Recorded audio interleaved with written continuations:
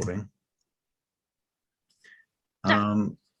Okay, so where'd we leave you guys? We'd like to do a recap. Oh, the last thing I remember is Kira was noping out of the continent. Right. So Kira disappeared. That's right. And she said goodbye to various people, and then she took off. Not all of us. Did Only she? Mercy. She didn't tell us, eh? No. Yeah. I'm gonna have to find out the hard way. Right. So We were Gus, just cleaning up. You've gone somewhere to earth meld now that you can earth meld. Yeah. Me and Doyle we're are not gonna- nothing. We're not gonna see Gus for a week. Right. That's what I said. But every time you see him from now on, he'll have dirty fingernails. God damn, you didn't know already? I already have dirty fingernails. Dirty hair, maybe? Dirty hair. Yeah. I mean, yeah, I'm. Oh, wow. Just a bit filthy from now on. Yeah. Rocks in your shirt. Right. Yeah. He's always trying to get a pebble out of his shoe. God. Oh, can you imagine this? Trying to drive my bike, and it's like, fuck. That's like the hazard for the road. I know. Right. Oh, this will be interesting. There's dirt in my undies. Yeah. Okay, so Marth, where did we leave Jen? Oh, well, I said I was gonna have a talk, but then I realized, given the timing, as probably gonna need to save that for the next day. So I was just like, okay. I'll send a message or something to some person and then mentally prepare and then get talk tomorrow. Okay, so whereabouts are you going to crash that evening? Apartment. Your apartment? Okay. Hang on, whose apartment? Mine. Your parents? Oh, because you had your own apartment, didn't you, from the very beginning? It's just you haven't been there very often, so not very relevant. Yes. Yeah. It's not relevant at all most of the time. So this is your actual human apartment that you had. Okay, and that's probably I should try memories and. I should just like shut myself in the closet or something. Right. Well, one of the things you notice when you go in is that your answering machine, which is an actual machine, oh my God, has like run out of tape on it, and it's just full of messages up to the brim. And there's like 26 new messages. Oh my God. Fine. Okay, I'll check those first. Okay, so they are 80% of them are your character's girlfriend. Of course it is. Whose name escapes me right this very second. Alexandra. Alex for short. Right, Alex. Okay, so 80% of them are Alex, the Russian girl, and the rest of them are colleagues, workmates, and government departments trying to get hold of you for one thing or another, possibly other bureaucracies, banks and things. People wanting money from you. You haven't paid your rent. Do you own this place or are you renting? It's an apartment. You'd probably rent an apartment though, wouldn't you? Yeah, that's what I mean. Apartments are rented, right? I wouldn't know. You can own them. It's possible to own an apartment. Oh. Yeah, rent. So okay, so your rent is like a week late. Your power is about to be cut off. Your water has already been shut down. Okay, there's a bunch of bills underneath at least the door. Straightforward. Right. So that's what. What's the rest of them, apart from the bill ones? Yeah, right. So yeah, just Alex and Bill's colleagues from work. Hope you're okay. Heard about your, the recent disaster. People trying to put it as nicely as possible. Some of them not quite as tactful as you would have hoped.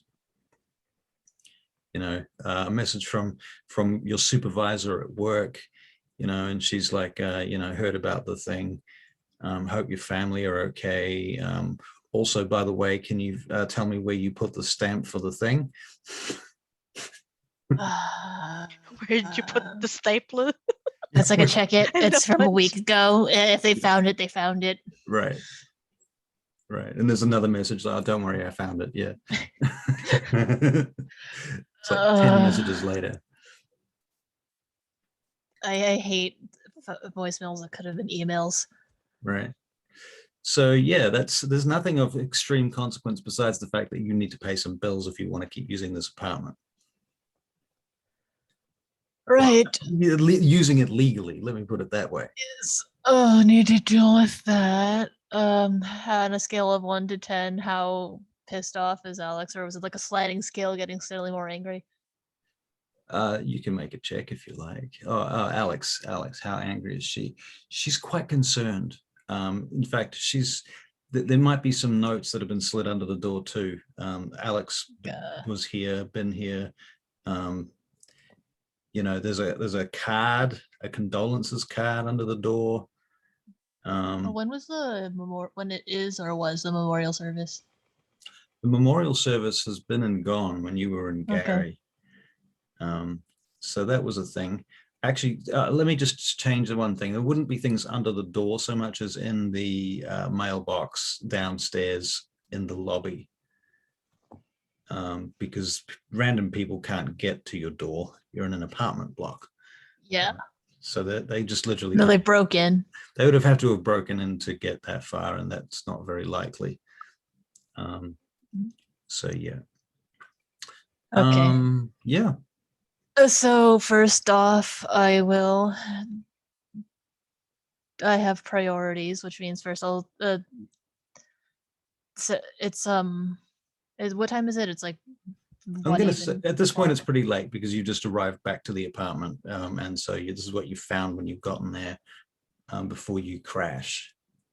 I am a considerate person who does not like to call people or wake them up in the middle of the night. Right. So I'll just send a message to Alex saying I'm finally back in Chicago. We should talk. Maybe come, or I could visit you at like 6 or so tomorrow. Okay, cool. So you send that message. She doesn't respond. Yes, because it's too of late. course. Yep. As some people sleep at normal hours. Not that I'd know. All right. And then I assume you find a place in the house to crash in the apartment. I could go sit in the closet or something after organizing bill paperwork. Right. Okay. So you get all that organized, but not yet also, paid, I assume, or you could pay it actually online. I don't trust that online banking stuff. Right. No, that's fair. Okay. Joe. There he is. There's the man himself. Welcome. Check. Welcome. Check. Hello. Greetings. So, Joe, I'd like you to meet Marth upstairs there on the box. Actually, it might be different to you. I shouldn't say where people are because they're all different. I'm in the basement. On everybody's Zoom. And Catherine. So Marth is playing Jin. Catherine is playing Gus. Should I change my name? Yeah, do. Also, we will have another player coming in shortly, who I think you might have met, in fact. Charlie? Yeah, Charlie. The one with the hair. The one with the makeup. Yeah, she stuck around for one session of Jules's campaign and then you stole her. Yeah. Wow. Oh, that was really funny though. I felt so bad though, because Jules, oh well. Oops. Thief. All right, there's also I wanted to send off some other messages. I wanted to send like to Spencer actually. Okay. Yeah, it's just if you're free at some point, there's a couple questions I want to ask you. Nothing important, so don't worry about it, but it'd be nice if you have time.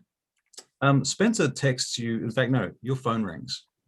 Okay. I sigh. I didn't want to take any more phone calls today. You're about to go to sleep. You're in the cupboard with the door shut, and you're about to go. Yes. I don't want to look at the rest of this apartment right now. The phone starts ringing. I let it ring for like 2 rings before I pick up. Right. Yo, Spencer here. What's up? You looking for? Yes. Sorry, I didn't mean to distract you from anything. Weren't you asleep? What's wrong with you? I was about to go to sleep. Actually, I was just thinking about some things. So are you free right now? What are you talking about? What do you want? You're thinking about some things. You're gonna go to sleep and you ring me up. What do you want? Tell me. Come on. Okay. Be clear to me. Well, Jen. okay. Two things, I guess. First, what's it like being a ghoul? What the fuck would you care? You're a vampire. What do you care about being a ghoul for? Well, because I think it's relevant. Are you planning on making a ghoul? That's what is going through your brain, isn't it? I can see that now. Yes. Okay, so you want to know what it's like being a ghoul so that you can choose kind of a ethical, something to do with ethics about how you feel about, who you're going to choose, that kind of thing. It kind of ties into my second question about how you have the whole vampires are real conversation, because I need to talk to my girlfriend. Oh, you got a girlfriend and you're going to make her your ghoul, huh? I was going to talk to her about it and something about free choice or Oh, yeah. And what are you going to do if she says no? You're going to kill her? You're going to put her down? You're going to let her down gently? How's that going to go for you? wipe her memory. You're going to wipe her memory. Oh, I like it. I like it. Okay. Okay. Just remind me next time I need somebody to wipe somebody's memory. I'll call upon you. Tell you what, Okay. that's going to be the favor that you owe me. Sure. Okay. All right. So being a ghoul, I don't know. It's all right. I mean, look, the thing is, I got plenty of time. Have you ever felt like there just was not enough days, not enough hours in the day to do all the Well, things? I that went to you gotta do? college. Right. So you know what it's like. When you're a ghoul, you need like 3 hours sleep. You can survive on 2, 3 hours sleep. And no That's coffee. right. You don't even need coffee, or you need coffee at least once a month. There's that something that you need with coffee. Coffee. Right. So there's that. What else can I tell you? Look, you're strong. You can pick up things. You could lift a car off a baby if you had to. You could do that. Well, if it isn't Charlie. Anyway, I'm just on the phone to Moth here. This is Spencer, just explaining some background. So yeah, you're strong. You can do stuff. That's the main advantage. Besides, I don't know, longevity. You can. I've been around for like 40 years. I look pretty much the same. That sounds nice. Yeah, yeah. So cosmetically, it's a good thing, right? And then there's the downsides is you get these assholes that ring you up at all fucking hours of the day and goddamn night asking you dumb Sorry. motherfucking questions about what is it like being a ghoul? What the hell? Sorry. Yeah, that's why I texted you. I was afraid you were gonna be busy. Yeah, I chose to ring you back. I know it's on me. Okay, fair enough. Well, I hope I answered your question. Yeah. But yeah, thanks. Do you have any advice for how to bring up the whole, everything without sounding like a nutcase? All right. Well, the first thing that I recommend is that you get a bucket. A bucket. Yeah, you want to get a bucket. I've seen this numerous times now. In my time working for the Camarilla in Chicago, I've seen a couple of people do this now, and inevitably, it turns out that somebody's going to throw their guts up. They get sick about the whole, oh my God, vampires are real, and this supernatural business is all an actual thing, and oh my God. The next thing you know, they're puking their guts out. Well, I think there's a bucket in this closet somewhere. I don't know, for some reason, humans get sick about it. It's weird. Isn't it? It's weird. Yeah. So there you go. That's All my right. opinion. What can I say? Is how do you prove that you're telling the truth? Well, that won't be too hard for you because you're a vampire. You can stick your fangs out. You can, I don't know, do stuff. Pump some blood into your body and lift up a heavy object or something like that. I don't know. Do something supernatural. You got powers, right? Right. Right. You can make your eyes glow red or something. You got all these. No, that's Gus. Well, I don't know what the fuck you've got personally. I talk to people good. You talk to people good. No, I see a dilemma because on the one hand, you're supposed to be able to explain this business to somebody. I think the first thing that you should do if you can talk to people good is tell them, don't panic, don't freak out, make that some kind of command. Yeah, I'm kind of afraid that she might look for the door. Well, she probably won't. She's level-headed. I think you're going to have no problem. You got all the kind of powers that you're going to need for exactly this kind of scenario. Just play it by ear. All right. Yeah, you're going to be fine. Thanks. I really appreciate it. And if it doesn't work out, shoot her. I don't have a gun. I can hook you up. I mean, I can't shoot a gun. I would probably shoot myself. I'm terrible with them. Come on, you point and click. Just ain't that fucking hard. I'll take your word for it. All right. So it's getting late. You got any other questions? No, yeah, I'm a bit out of it. It's been a long day. Maybe tomorrow will be better. Well, good luck with that. Thanks. Good day, night. I got one other thing I just checked with you. I heard a rumor that they're getting all of you, what do they call you, like the Chicago Queen Coterie. They're getting them all together back in Chicago coming up tomorrow night. Probably going to be you and the rest of that crack team that they organized to send down to Gary. You know that. So you guys are all going to be called up to be at the Chicago Art Institute. Apparently, they're going to introduce a new vampire up there, and they want you down there. I don't know because why. we have a great track record with getting along with vampires. Yeah, I'm sure that's what it's all about. It's about your great track record. So, good luck with all of that. Yeah, thanks, Spencer. I appreciate it. Yeah. Okay. You have a good night. You too. Click. Okay. Gus, what do you do before you go 9 eyes in the dirt? We sledge more rabbits. Right. Okay. So Me we and pretty Doyle are much just know how that's going to go. So we don't know whether we need to do a protracted scene with No. Doyle. Oh, actually, before he Yeah. sledged one rabbit, I wanna have a talk with one of the rabbits Okay. and ask the rabbit's name. The rabbit doesn't have a name that you can pronounce, but Oh, fuck you then. you can call it Fluffy. No, it's too late. I literally sledged it down already. Okay, you smashed the rabbit. All right. Yep. And Doyle's a bit sad about it, but hey, you get through it. You work through it. Yeah. Okay. Couldn't take what he was just talking to me before, so it's like just trying to release. So I'm like, I can't. It's just too emotional. Just killed rabbit. Right. Yeah. Okay, so you're on a rabbit killing spree then. Yep. And then the sun begins to crest over the horizon, and that's probably about the point you're like, fuck this shit, I'm going in the ground. Come on, Doyle. All right. So the two of you boof into the earth. Oh, is that the sound Yeah. effect? Boof. Yeah. Poof.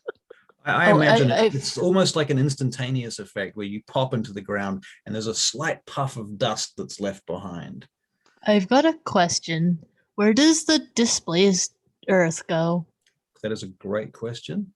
And it goes to some pocket dimension. What? Yeah. What? That's what I Yeah. was gonna say. It goes to the same place that your socks go when you lose a sock. But I know where those go. It's usually the dryer. I like toss them or Well, something. don't be surprised if you find dirt in your dryer then. What? Is that how you I don't- explain lint? And tales that Thanks, GMs Gus. make up to explain nonsense You're mechanics. welcome. Okay. Also, out again question. yes. So do I know when I'm down? I can walk around down, or No, you can't. no, You can't just do anything. one. Once you're in the ground, you're stuck in the ground. You cannot move. You're basically frozen in the ground. Right. Okay. Until I come back again. Yep. Okay. Sounds Yep. good. And you can kind of sense from the heat of the earth above you when the sun has gone down. I'm know, a it starts to cool. miraculous plant. Yeah, you're a plant. Yeah, You'd better not be a plant. right. I'm a daisy. You are a daisy. You're certainly a flower. Okay, and Charlie, Yep. what do you spend your final moments of the night doing when you get back to Jason's apartment? I think we kind of discussed that a little bit. Yeah. I will sit and watch some well-deserved Hello Kitty. Excellent, and Yeah, it is well indeed well deserved. Yeah. Well deserved. Very good. And while you're watching that, Jason Newbury comes out in his suit. He's got a suit shirt on. He's unbuttoned down a couple of buttons at the top. He walks out. He's like, What the fuck are you watching? He sits Uh, down opposite you. Hello Kitty, do you want to watch too? Yeah, sure. What the fuck Alright. is this about? Okay, so there's two sisters and they live with the family. It's all crazy. At one point, the knife and forks, the knife, spoon, and fork start talking to them. And they all have like a learning moment. A learning moment? Yeah, it's They really have a cute. learning moment. Just sit and watch. Shut up. Yeah. Okay. Okay. I'm seeing it. Yeah. All right. Mhm. So who watches this shit anyway? Well, probably kids. Right. But yeah, I can kind of relate. You can Kind of, but relate. not really. It's more like my family was a shit show, so had to try and make things a bit more I guess friendly. So you retreated into your own little private world. Is that what happened? Oh yeah, yeah. And you created your own imaginary friends? Oh, No, mercy. God no. No, that's crazy. Well, I Who was has going to imaginary say, friends? that'd be crazy, wouldn't it? Right? Mhm. Okay. So what that reminds me, I got to introduce you to mom and dad. That's true. Yeah. Tomorrow? How about tomorrow? Well, I really want to see Mimi. Also, I gotta get my plan sorted. You got a plan? Got a plan. What's the plan? Well, you know how there's a guy that I was asking about? Yeah. That guy. Yeah. Okay, that plan. Yeah, that plan. Uh-huh. It's gonna be Okay. amazing. All right. But yeah, I gotta work out the kinks. Gotta get a few things. Got to get a few things, right? Hmm. Okay. Okay. Well, I did hear one thing. Tomorrow night, you and your new friends, your friendly friends, Mhm. you're all gonna go to the Art Institute and say hello to the prince and talk to the elders and you're gonna make a new friend. How does that sound? Why are you talking to me like that? Oh, don't mind me. Look, I'm not a kid. As You're I not a watch kid? Hello Kitty. Yeah, not a kid. Well, the elders think that you guys are. Okay, yeah, well, they're old as hell, so I guess in comparison, yeah, it makes a whole lot of sense. Right. So anyway, tomorrow night, after your meeting, I'll take you to meet mom and dad. Okay. I also have to see Sophia as well. You want to see Sophia? Yeah. What do you want to see her about? Well, I'm just like looking at my appearance and stuff, and I want her to help me out. Because I look like trash. So I'm not good enough. You're gonna ask her. You hang out at my house. You know what a stylish and impeccable fellow I am, and you don't ask me. I mean, do you have any Do idea? you how want many to help women Sure, I'll help you. What do you Really? want help with? Well, I need a new haircut. I need like some new clothes. I need to be able to stand up straight. And I don't want to look like a guy. Yeah, you're right. You should talk to Sophia. Yeah. That's what I thought. Also, like, can you teach me how to walk in heels? I don't think so. I probably could, but that's not the point. You'd be surprised the skills that you learn over a period of time. All right. Okay.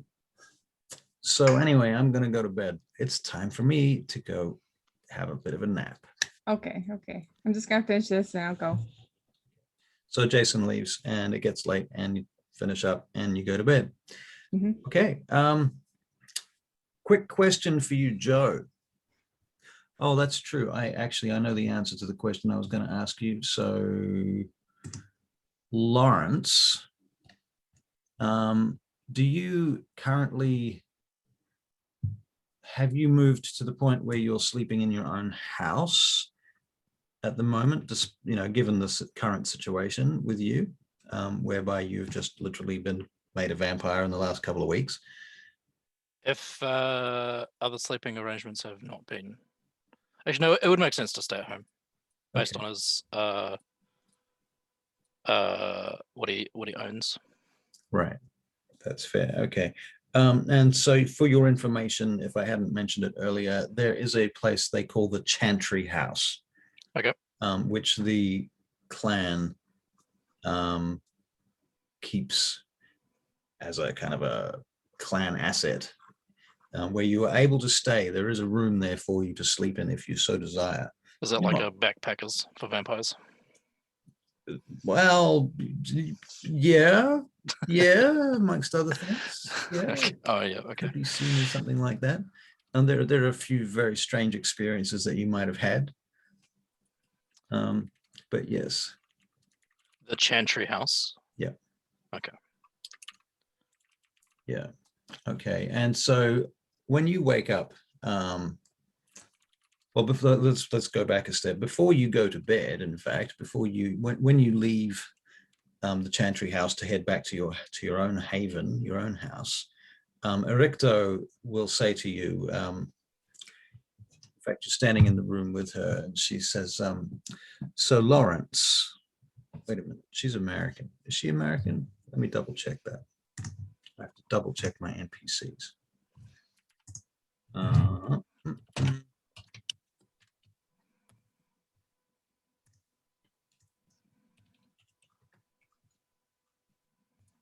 Helps if you spell their names correctly.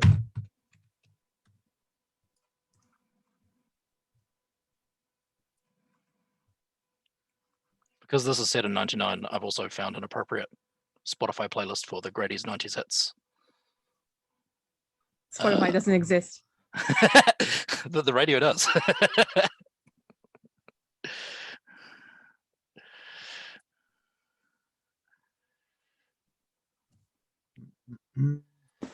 I can't wait to meet your character. This will be awesome. Okay. Yep, she's a Chicago native, I believe. I reserve the right to change my mind on closer inspection, but without going through her entire history, she's certainly been here long enough to qualify. Okay, so Ericto, she says to you, before you go, Lawrence, you should know that tomorrow is your big day. In what way? Tomorrow we present you to the prince. Prince Loden. Correct. You will become a neonate, no longer a fledgling. You will earn your first status in the city of Chicago. I see. This is a significant affair for you. This is a big step. Socially, this is your first introduction to the vampires of the city, outside of a few vampires within our clan. And as you mentioned before, Prince Loden is the top dog of the city, correct? That's correct, yes. Right. Very well then. There will also be some others. They will be there to oversee, and there will be, I believe, the kindred that we discussed earlier. The coterie that we have referred to as the Chicago Queen Coterie. Out again, of character, was yeah. that, where did you write that on the sheet? The Chicago Queen Coterie, did I not write it on the sheet? I don't think you did. That refers to the somewhere player there. characters. That refers to all the other Oh, stuff. okay, gotcha. Yeah. Oh yes, I understand. So everything's going ahead then. Begins tomorrow night. So when you wake, meet me here and we will take you there together. It'll be you, me, and Nikolai. And we will travel together by car. And I will be here as soon as the night falls. Very good. I look forward to seeing you, my love. She touches your face as you leave, and she sends you on your way. Lawrence just bows his head and then fucks off. All right, she smiles and allows you to do so, and off you go. And you get in your car and you head back to your house. And I'm assuming that in this Um, house, you've made some provisions for things like sunlight. Yeah, newspaper at the windows, bought dark curtains, whatever I could. Yeah, I've got a question. When is the meeting? Did they say? You haven't heard that much information yet. You only know that there is a meeting. Okay. And it's typically you would know that it wouldn't be super early because vampires and sunlight and sleeping Okay. in and Oh, right. And I know that some people actually wake up pretty late. yeah, right, exactly. Like- So Can't call it before Mercy is physically capable of walking. right, exactly. So when you each awaken the following evening, each of you has a cell phone message that requests your presence at the Art Institute of Chicago, and the blah blah blah entrance at the back door, entrance B, where you will be assigned, parking, etc., by a retainer. The time that you're required to be there will be 9 o'clock. That's fine then. Okay, Man, I hate being told of things at the last minute. right. Okay, so then you all sleep and you wake up with these messages. So you're all down 1 blood point because you've been asleep. Again. Great. If you didn't know this, Joe, every time you go to sleep, you lose a blood point. you did mention that. I did. Okay. Boy. Excellent. Okay. I'm gonna need to eat somebody. So now I should probably add you to my little schedule of who comes wakey up firsty. What's your humanity? In fact, don't worry, I'll find it out for myself. My one. Yeah, I'll check it. You don't have to tell me. I'll just have a look. Then we don't have to tell these dirty players, so they won't know. Okay, I see. I see. Hey, we know each other's humanity. We just kind of. Just don't know mine. I don't even know him. So Yeah. Though, I mean, it will be obvious when the wake up order happens. Okay, so this changes things very slightly. This means Ooh. Lawrence wakes up first. Ooh, fancy.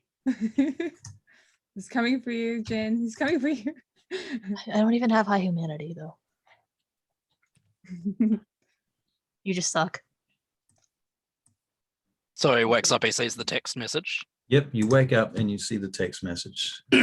As soon as he peeks through the curtains, pulls a bit of newspaper back to see if the sun's down, and then out he's gone. Okay, you go straight to your car and you get in the car and you start heading to the Chicago Art Institute, which you know where it is because you lived here your whole life, right? Yep. Okay, cool. All right, next is Jen. Who has to have a conversation? Right, okay, so Jen, you wake up. I see the message. I go, reminds me of my parents telling me a few hours before I need to do something. Mhm. And then actually, I'm going to stop thinking about that. Okay, Yeah. you have 4 and then new I- messages. Okay. What are my other messages? Another one from work asking about some other bit of business to do with a client that seems to have, in fact, it's got to do with no, it's just some mundane stuff to do with a client that you need to, if you could give them some information about something or other. And I have a good some memory. blah, blah, blah. I'll just like absentmindedly fire off something back. Okay, cool. And 3 messages from Alex. Great. Um, Okay. saying that she'll be over at 8:30. Oh. Hmm. Hmm. Hmm. Hmm. Okay, I'll fire back that I actually need to be somewhere at 9. Oh, sorry, Russell. What time did Lawrence wake up? You woke up at 7:15. Oh, geez. Okay. Oh, wait, guess I that's would've later done- than I thought. A bit of perhaps study in the library before I left then. If I Oh, I knew thought how we- long the drive would take. Right. I Okay. thought we woke up earlier than that, huh? I would have said 6 if I wouldn't have been up at 6. Never mind. Well, it would depend on the time of year essentially, and Right, so right. on. So Okay, so okay, so I'll say back that I have to actually be somewhere at 9. Which wait, how far is the Art Institute away from me? oh, you live pretty central, eh? Pretty I think so, central yeah. city. Yeah, probably 15 minutes, including parking and getting to your vehicle and so on. Do you have a vehicle? You don't have a vehicle. do you? I bike. You've got a bicycle, Yes, right? Okay. bicycle. Those are more convenient. Yeah, in my 20 opinion. minutes by bicycle, I would say. Okay, I would have to. So I say it have to be somewhere at 9, which means it. And I'm not entirely sure how long it would take. So I guess we should reschedule for after if it's possible. Okay. Okay, cool. So you do that. You send that message. And then you're sort of getting yourself ready to be at the Art Yeah. Institute by 9. I'll head out earlier. I want to be there early. All right. Next on our list is Gus, the Gusticles. You pop up out of the earth. You find, let me see, what is your humanity? Gusticles, I see. I'm just checking what Doyle's humanity is so that we can decide whether he is there or not when you wake up. Right.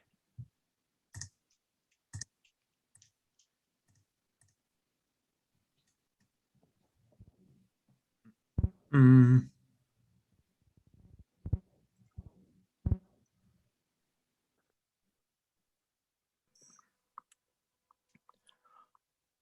Right. So he's actually awake before you, I think. Okay. Yep. So when you pop up, he's sitting on the grass kind of nearby where you were, you guys decided to sleep.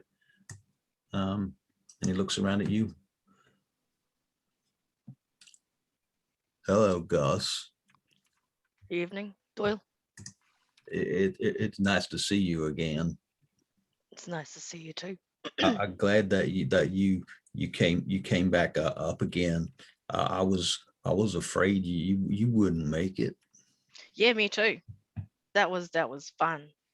I can remember one time, what was a long time ago now. First time I tried to do what you did, and I forgot how what to get out, and I was stuck there till Inyanga came and she helped me out. Oh no.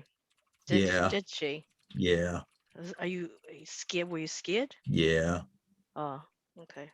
I was afraid that I would be stuck in the ground for a long time, Oh no. maybe forever, because you know what we are now, Gus. We are vampires and we Yes. can't die.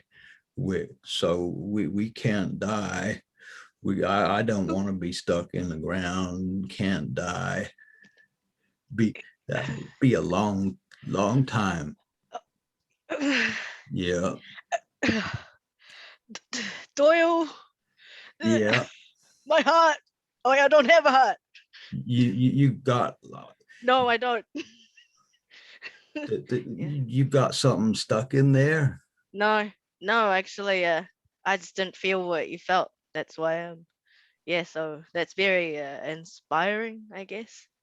Are you hungry? Yeah. Should we Ye- find something? Okay. We'll go look for something. Do you know where Rosa has gone to? She won't talk to me now. She's probably in the house.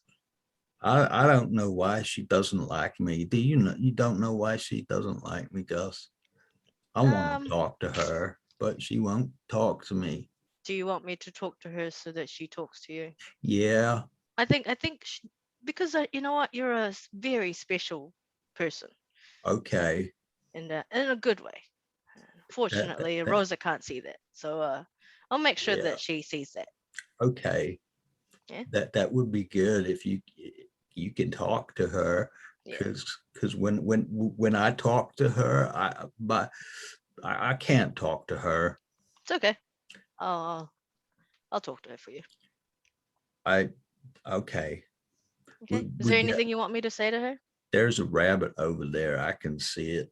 I can't believe that there's still more rabbits here, but There's like a ring of dead rabbits, smashed dead rabbits. have you this eaten place. any of these? Is there any left over for me? You can't drink them, Gus. They're dead. You can't drink dead blood. I mean, That's yeah, bad that's for true. you. That's true. You could die. I mean, let's find some alive ones, eh? Yeah. Okay. Yeah, and then we look for her. Okay. So you guys go looking for rabbits. Yeah. Okay. And you're gonna feed on rabbits. Yeah. Yeah. All right. Very good. And you notice in the process of doing this that was the last thing on your mind, but eventually you check your phone and there's a message saying that you're required to be at the Art Institute of Chicago at 9 o'clock. At this point, it's like 8 o'clock. Yeah. Like 3/4 of an hour after you've Yeah. woken up. Yeah. Okay. I'll just tell Doyle that I'll talk to Rosa. I have to go somewhere, and I'll talk to Rosa later. Where do you have to go, Gus? I've got a meeting. So, Oh, a is very it? important meeting. Is that Archon terrorist? Yes, that's right. He's here. Possibly. I can't promise. Do you want me to send a message?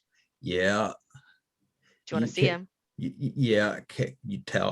You tell him if he comes to the riding range that Doyle Fincher wants to talk to him. Okay. He See- knows who that is. You seem upset. What's wrong? Nothing's wrong. Okay. You I'll got tell a him. meeting to go to, Gus. You have to go. Okay. I'll go and I'll tell Terrace. Okay. I give him a pat on his shoulder, give him Okay. a hug, and I'll see you later, Doyle. All right. And then- And you head off. Yeah. All right. I'm gonna go powder my nose and I'll be back in 1 second. Excuse me. Do you think my no mic- powder his nose means cocaine? Yeah, Obviously it means cocaine. yeah, We don't have Obviously. Tara here anymore for the cocaine. yeah. Oh no, Can't it's bel- okay. can't Mercy believe has he- the heroin. Oh yeah, now you have it. Okay. Yep. Anyway, is my mic better? It was quiet It's before. fine. It's fine. Okay, cool. Definitely open. Wow. Nikolai. Yeah. We love Nikolai. Like in different ways. Like, Jin has a No, I don't. thankful little That's voice. weird. Don't imply Um, that. Yeah. Yeah, that's funny. Everyone reacted when Nikolai's name got mentioned. Ooh, don't- Nikolai! Don't worry, what's your face, new person. We're all going to have a His thing name where is we go stare at Joy. Nikolai. So please, What's please use Joy. joy. That's the most friendliest thing I've ever heard. Normally I'll hear like, what's your tit's name again? We've spoken on Discord before. I'm surprised you forgot immediately. Oh, what? What? Who? What? Wait, Were what? you saying Where? that you had forgotten my name? No. It was facetious because it's right in front of me. Yeah, it's like written there. Hey, Russell, you missed a spot. Russell, I messaged you as well. It was a spot of cocaine. Yeah. Yeah, it was the spot. Thanks. Is Barry there? Thanks for sending that over too, by the way, Catherine. Ooh. Just thought I'd imply, and what's the word? Tob you in, essentially. Brain not working. Okay. So you guys, blah, blah, blah. Everybody knows Mercy? about the meeting, right? Have I missed anyone? You I already sent Needs to you wake up. a message as well. sent by the me way. a message. I will stay asleep unless you make sure I wake up. Just asleep forever. Dirt demiplanes. Where is this message? Is it in Discord? Discord. I have to check Discord as well. Okay.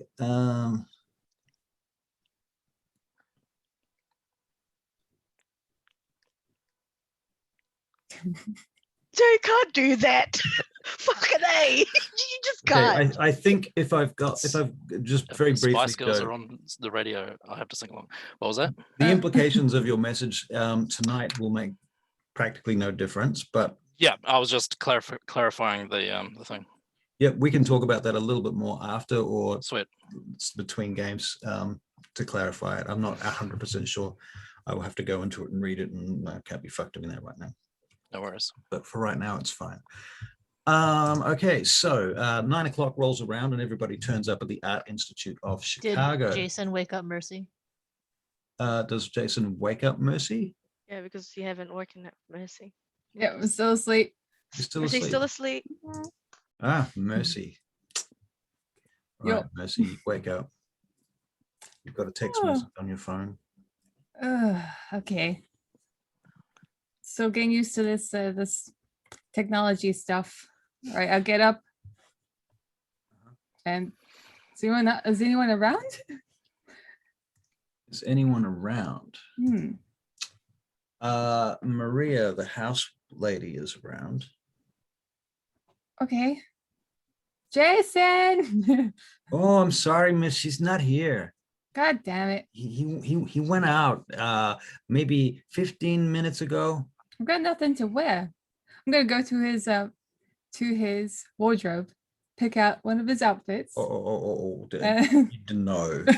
Oh, okay. No, there's lockage, Oh, much lockage. You don't go into his room. There's no way. Oh, okay. I'll just wear what I probably wore when I went to bed.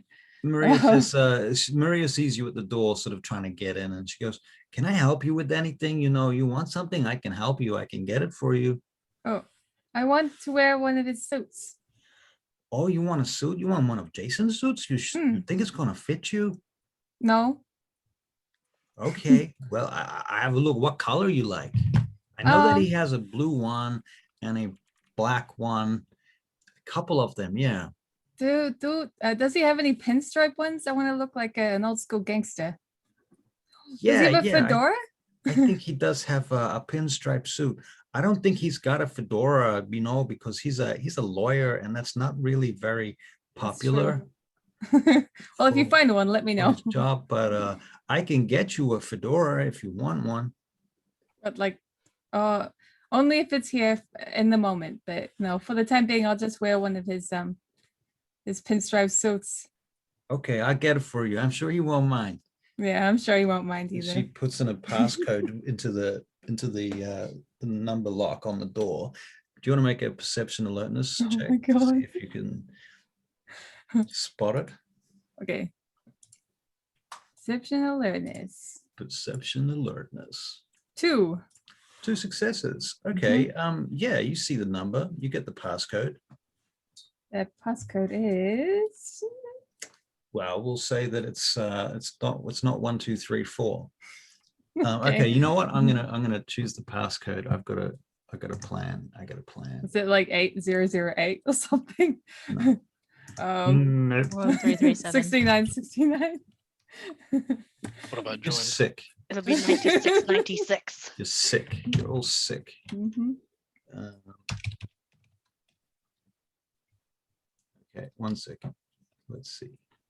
Okay. It's 1893.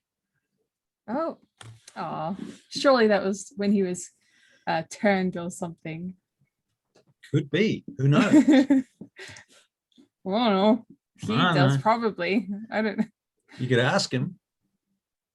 Oh, I might hold that. I might keep that to myself. Okay. I don't want to give away that I know his passcode. So Maria comes back with a pinstripe suit. Okay, I think this one's probably as close to your size as I can get it.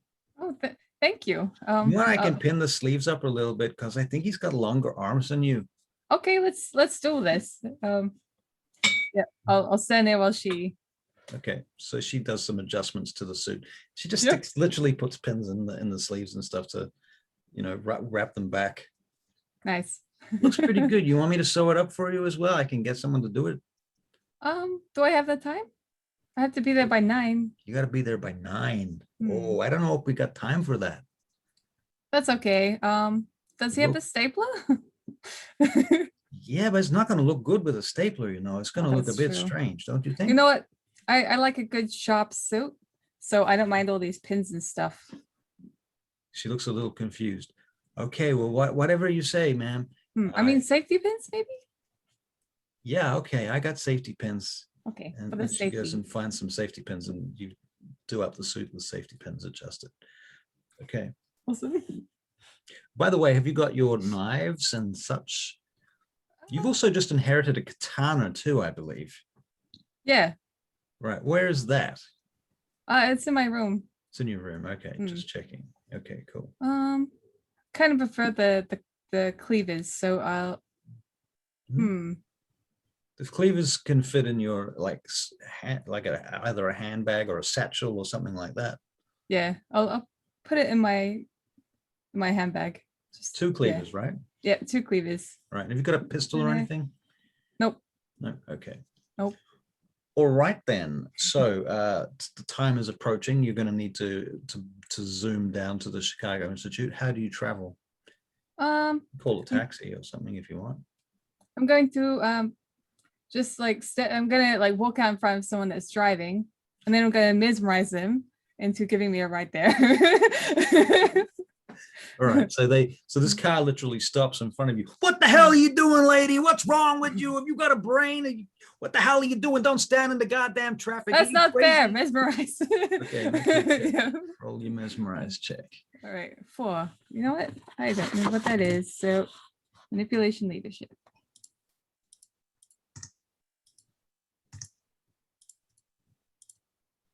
3. Yeah. Take me to the art there. Take me to the art institution. This dude just shuts up. Whatever. Right. You get in the car and he just starts driving. Yep. Next thing you know, you're at the Art Institute. Gus, you're on your motorcycle cruising across the city at this point. Yeah. Yep. What have you got with you, Gus? Wolf and Steve Allen. All right. Wolf and Steve Allen. Okay. So, yeah. Who's going to get there first, do we think? I think a random dice roll might be appropriate for this. Yeah, okay. Everyone just Did roll a anyone- d10. Leave particularly early.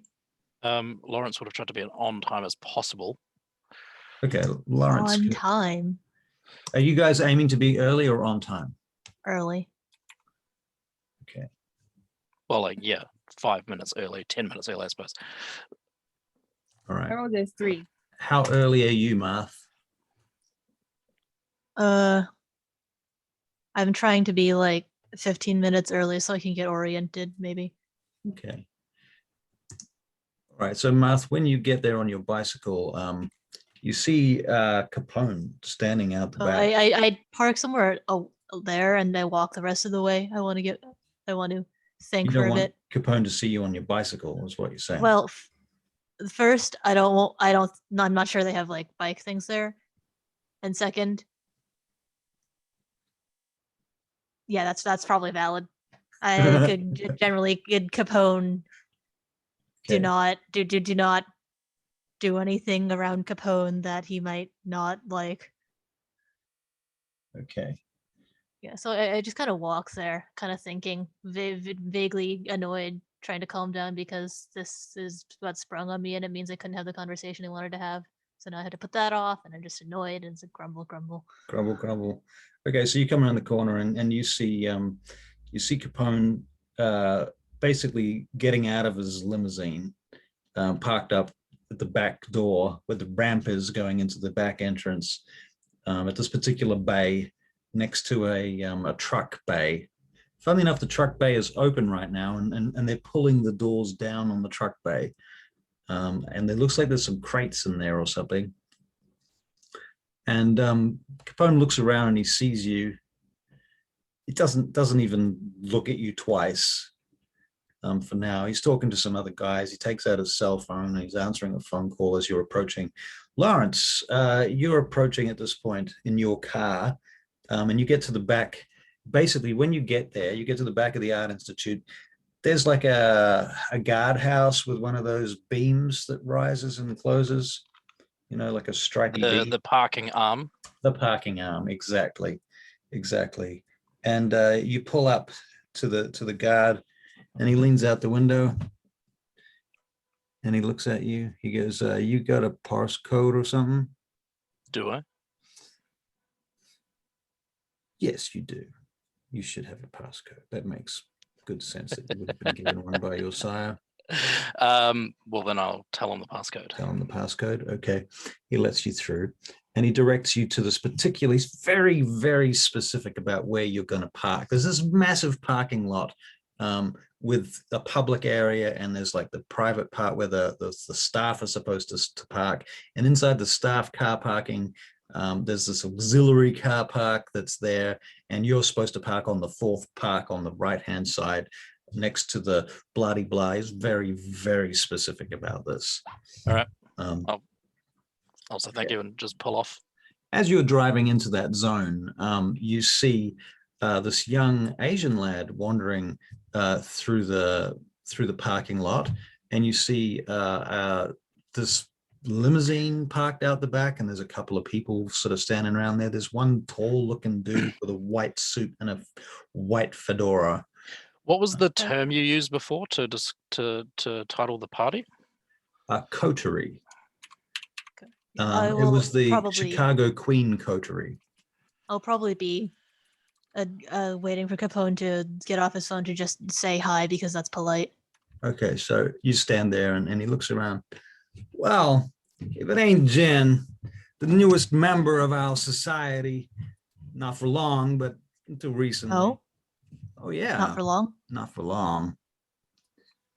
Does that have anything to do with this meeting?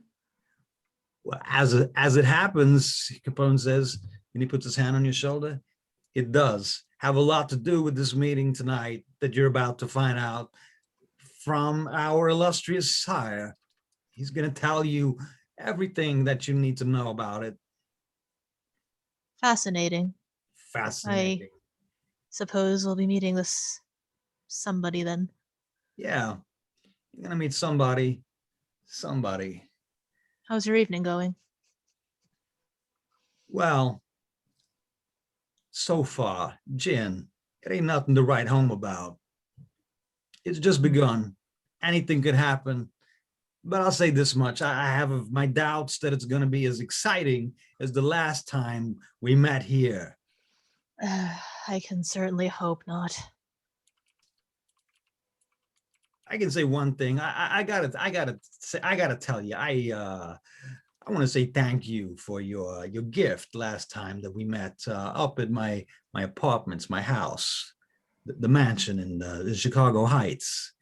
It was good of you to come with the vase and the note and the everything. It was good of you to come. I kind of do like a half bounce, like, well, you are my broodmate, and I felt it would concern you. Yeah. So I was gonna pass the whole ashes to ashes, dust to dust thing on to the our friends, the Nosferatu. I was gonna make a do face it, when he says Nosferatu. I couldn't. It slipped. Yes, that was very unfortunate. I know that under normal circumstances, you're a very responsible person. That's true. That's very true, Jen. And I believe the same of you. Very responsible. So far, you haven't let me down at all so far. So I'll pass that on to our illustrious broodmates and the rest of our clan. That would be appreciated. I do strive ever for perfection. You got a lighter on you. I misplaced my lighter somewhere. Oh, not on me, sorry. Cigar in one hand. You don't carry one. No. Well, that's a pity. Never mind. Well, you should probably head on inside because things are gonna happen shortly. Oh, look. I think that's our man. I look over. And he Has he been points at- eavesdropping on us? As the Wait, is it car- eavesdropping if Capone is loud? Lawrence's car sort of cruises past you on its way to the car park. So have I been told about the appearances of the Chicago Queen coterie, or do I know anything about them? You've probably seen photographs of them. Okay. I've got a question. How loud is Capone having this conversation? Sorry, what? How loud is How he? loud is he? Quite loud, fairly Oh, loud. okay, it's not eavesdropping if he's basically yelling. Yeah. You're standing in a big car park space. There's nobody around. Except for the people who drive by. Well, the people, to be fair, but those people that drive by, that was just that one car, that Yeah, one guy, Okay. Fair enough, fair Lawrence, enough. in fact. Okay, and at that point, you hear the rumbling of a motorcycle as Gus comes in. I waved to Gus. Yeah, just put my head up. There are some other vehicles parked in the car parks, a number of very expensive looking cars. There's a Saab, there's a Maserati, there's a Porsche, there's a couple of big ass limousines. Yeah. Um, Good Saab in a while. yeah, I'm just gonna park where I can see a space. I don't care where it is. All right. So you just park near the entrance. Is that Yeah. right? Mhm. Okay.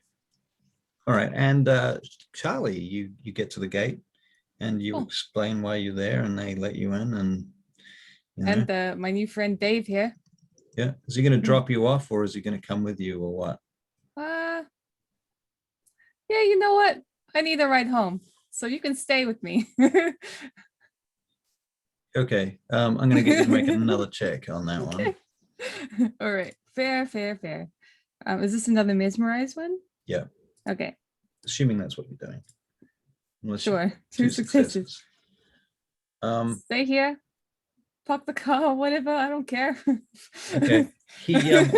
He stops the car and he stays there and he's sort of sweating.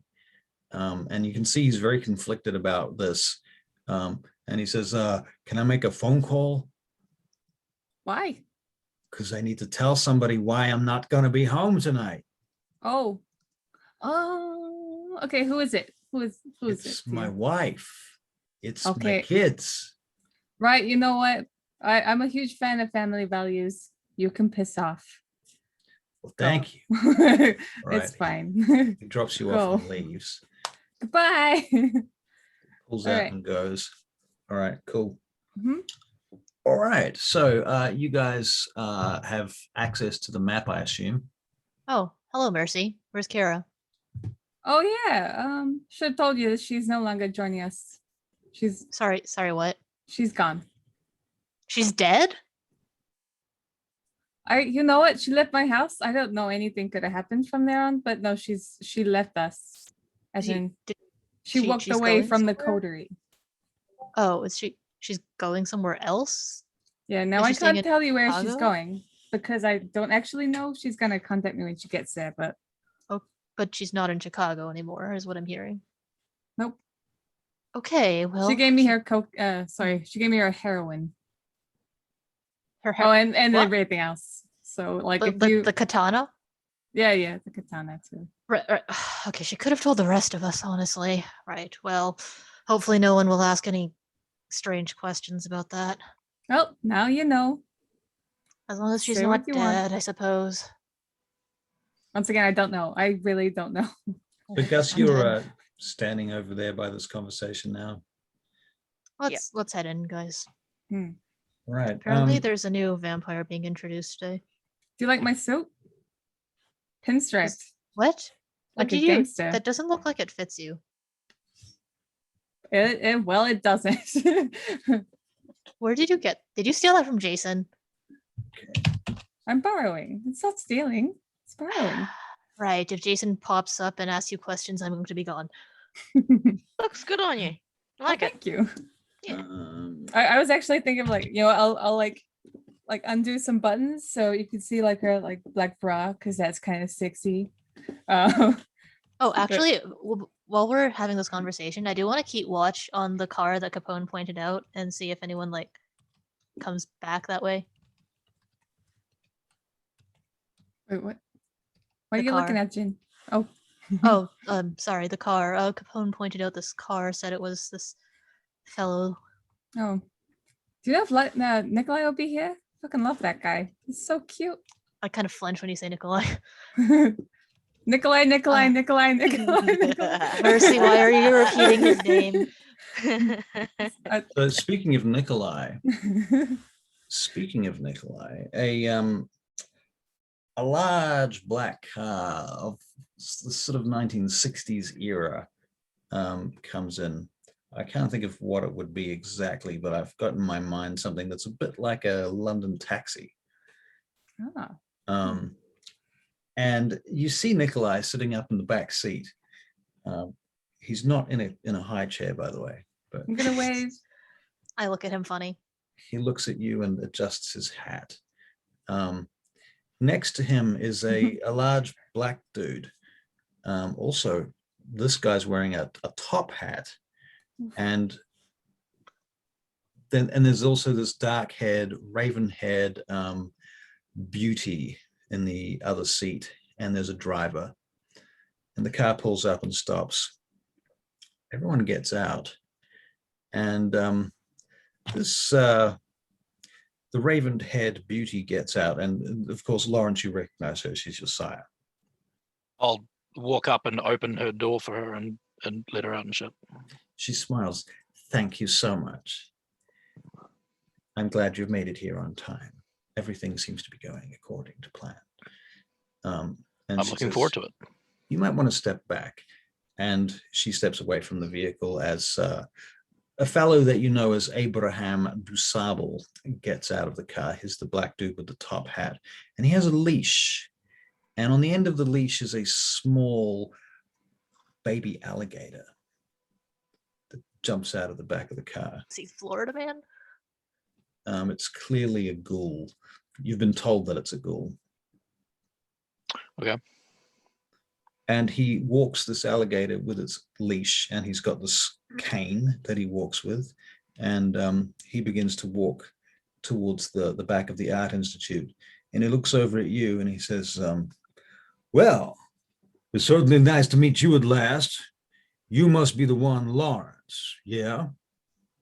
Good evening, sir. Good evening.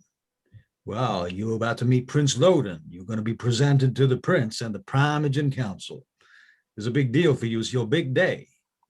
I'm looking forward to it. He points his cane at you. Well, you better not fuck it up, because our whole clan is riding on this. No worries, sir. Walks past you. Nikolai gets out of the car. I'm Don't staring funny at mind him. Nikolai. He's very tightly wound, says the boy. As Dusable heads on in. You please come walk with me. You and Ericto, please come with me. We shall introduce ourselves to the Chicago Coterie more formally, whence they have been taken inside. We shouldn't mix with them until you have been formally introduced. Okay, so Lawrence just falls in line beside Ericto. Okay, so you guys see this little clique happening over near this black car, and this big black dude with an alligator and a top hat, and this cane. The alligator, guys, I think we should maybe just go in. I look at the alligator. Oh, I thought you were gonna say you think we should get an alligator. It's What? probably No. time for you guys to get inside now, Capone Oh, says. Let's go. Let's go. You need to Come lag it on, look. inside. Is that an alligator or a crocodile? How do you tell? Well, one is like land oriented. What? Wow, What? Just if it now. ain't Out Spencer. of character. Okay. Alligator has Sorry, a so nose. I'm making a roll on how to tell apart alligators and crocodiles because I forget out of Oh, character. You Gus guys do see that? Spencer Crocs. approaching as well, by the way. Crocs have a V nose. Alligators have a U nose. Oh, I definitely know that. You know way too much about crocodiles and alligators, Oh Joe. my I God. just know stuff. What a waste. Do you drink as well? Ah, Do you drink and know stuff? Is No, I water need to be wet? much shorter for that. Right. True. So Right, we're Jim, going sec. 6 successes on your knowing stuff about alligators. and Intelligence crocodiles. academics. Yeah. Water is not wet, by the way. Fair enough. Okay, so Okay. Spencer turns up, and Capone turns around to him. He's like, "Well, if it ain't Spencer, the dispenser. It's good to see you again. Why don't you take these cool cats inside to meet the prince? I'll be waiting here to, do the introductions at the back door. That seems to be my job around here these nights. Spencer smirks. Yeah, sure, boss. I can do that. So, Hello, Spencer. Hey, Spencer, I heard you had great sex the other night. Sorry, Spencer, what? What? Wait, what? Spencer, Kiara hear mentioned that it to from? me. what are you- Kiara. Of course, it was her. You don't talk about this. What are you saying? What's What? wrong with you? Spencer, how about you show us inside? Catherine, are you snorting coke? You're throwing a Barry. Yeah, I'm doing a berry. Excuse us. What he's Talking about talking about. Barry. Okay, so you guys head on inside, and Come of on, course Wolf. you go down. Oh, Wolf. Wolf. And we're gonna let Wolf into the Art Institute of Chicago. We're gonna let Letting an alligator in. this dog. Yeah, They You let fucking an let a fucking alligator. alligator in. Why can't I take Wolf with me? These You're are gonna make Alan it- will probably be stuck in well. make it To, quick to be toilet. to be fair, that alligator probably has more status than any of you. Oh fuck. All right, Wolf. Go ahead. And as for Steve Allen, I'm not. Steve Allen, stay, you, man. you might be able to sneak Steve Allen in. To be fair. Steve Allen, stay. Steve I Allen. don't want to know where Steve Allen is.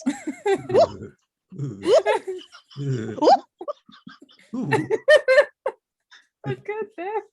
Okay. I wonder how many people are going to Solid. be here today. Spencer, do you know how many people are going to be here? Spencer. Okay, so yeah, so Spencer leads you guys in. I asked him if he knew how many people are going to be here. He's like, oh well, the Primogen's going to be here, the prince is going to be here. There's going to be a couple of the prince's trusted retainers and allies. Probably some of your broodmates are going to be here. I'm Of pretty sure course they Alan are. Sovereign is going to be here. Maybe Bobby's going to be here. Who else? I suppose I'll go say hi to all of them. Bunch Is of Jairus gonna be elders here? and what? Is Tiaris gonna be here? I don't think so. He's not in town. What about Maureen? She gonna be there? Yeah, no, she doesn't come to things like this. In younger? Hmm. In Younger, well, she's Primogen Council, so she'll be here. Yeah, for sure. Yeah, okay. Sounds For good. sure, she's gonna be here. I'll go say hi to all of my lovely broodmates, I suppose. In fact, as you are wandering down the hallway towards the main part, the public area of what is the public area during the day, and the prince's court at night, you turn and see this wizened old black lady coming down the corridor, leaning on a stick, and she looks up at you with a very I want to say it's not happy. What's the word I'm looking for? Open face, wrinkled, beautiful but wrinkled face. She's ancient. And she smiles to you, Gus. And Gus, it is good to see you again. She puts It's a hand good on to your s- shoulder. And have you seen our dear Doyle? Oh, yes. Yes, I was just at Doyle's. Oh, that is good. And she puts her hand on your arm, squeezes your arm for a moment.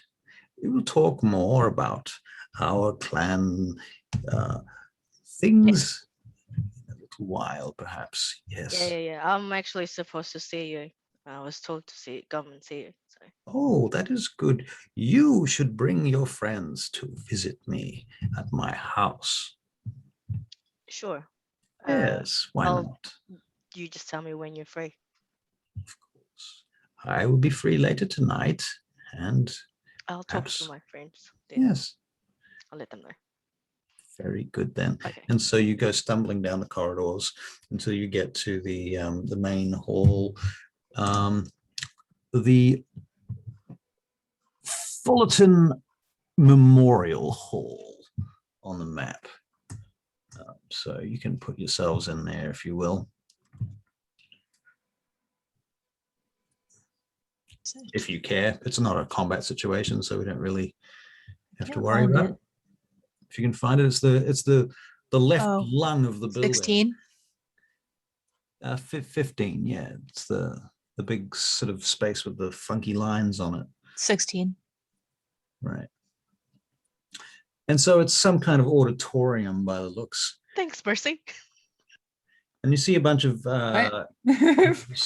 figures sitting around, and you guys all sort of are taken towards the front, and the front left, I think, probably is where you get seated. I want to say hi to some of my roommates on the way down. All right. You see a few familiar faces. Anybody that you can think of that you want to ask me if they're there, I can tell you if they're there or not. Anyone I would know the face of. The I can't remember his name, who ran the mall. There's Alan Sovereign. There's Who was the guy with the mall? Wait. Neely, Edward Neely. Yeah. Yep. Yes, him. Right, okay. Yep, Edward Neely is there. Jason Newberry is there. I give him a berth. Oh, I when see him. waved. I waved to Jason. in his Mercy, Jason is sitting next to a very homely looking lady with long hair and plaits and a kind of matronly looking gown on, who's sitting next to an older fellow with a mustache and short hair. It looks a bit like an FBI agent, or either that or a Mormon. Hard to say which. And they both nod to you, Mercy, particularly to you, which is a bit kind of interesting. There's a dude there with a kind of a leathery skin condition, dark skin, wearing an immaculate suit, kind of good looking, except for the fact that he's got a lot of lines in his skin. His skin looks like it's turned hard over the years somehow. Something about him. Do we see Prince Loden anywhere? At this point, you do not see Prince Loden, but you hear chatting coming from the back door behind the auditorium. Right. And eventually,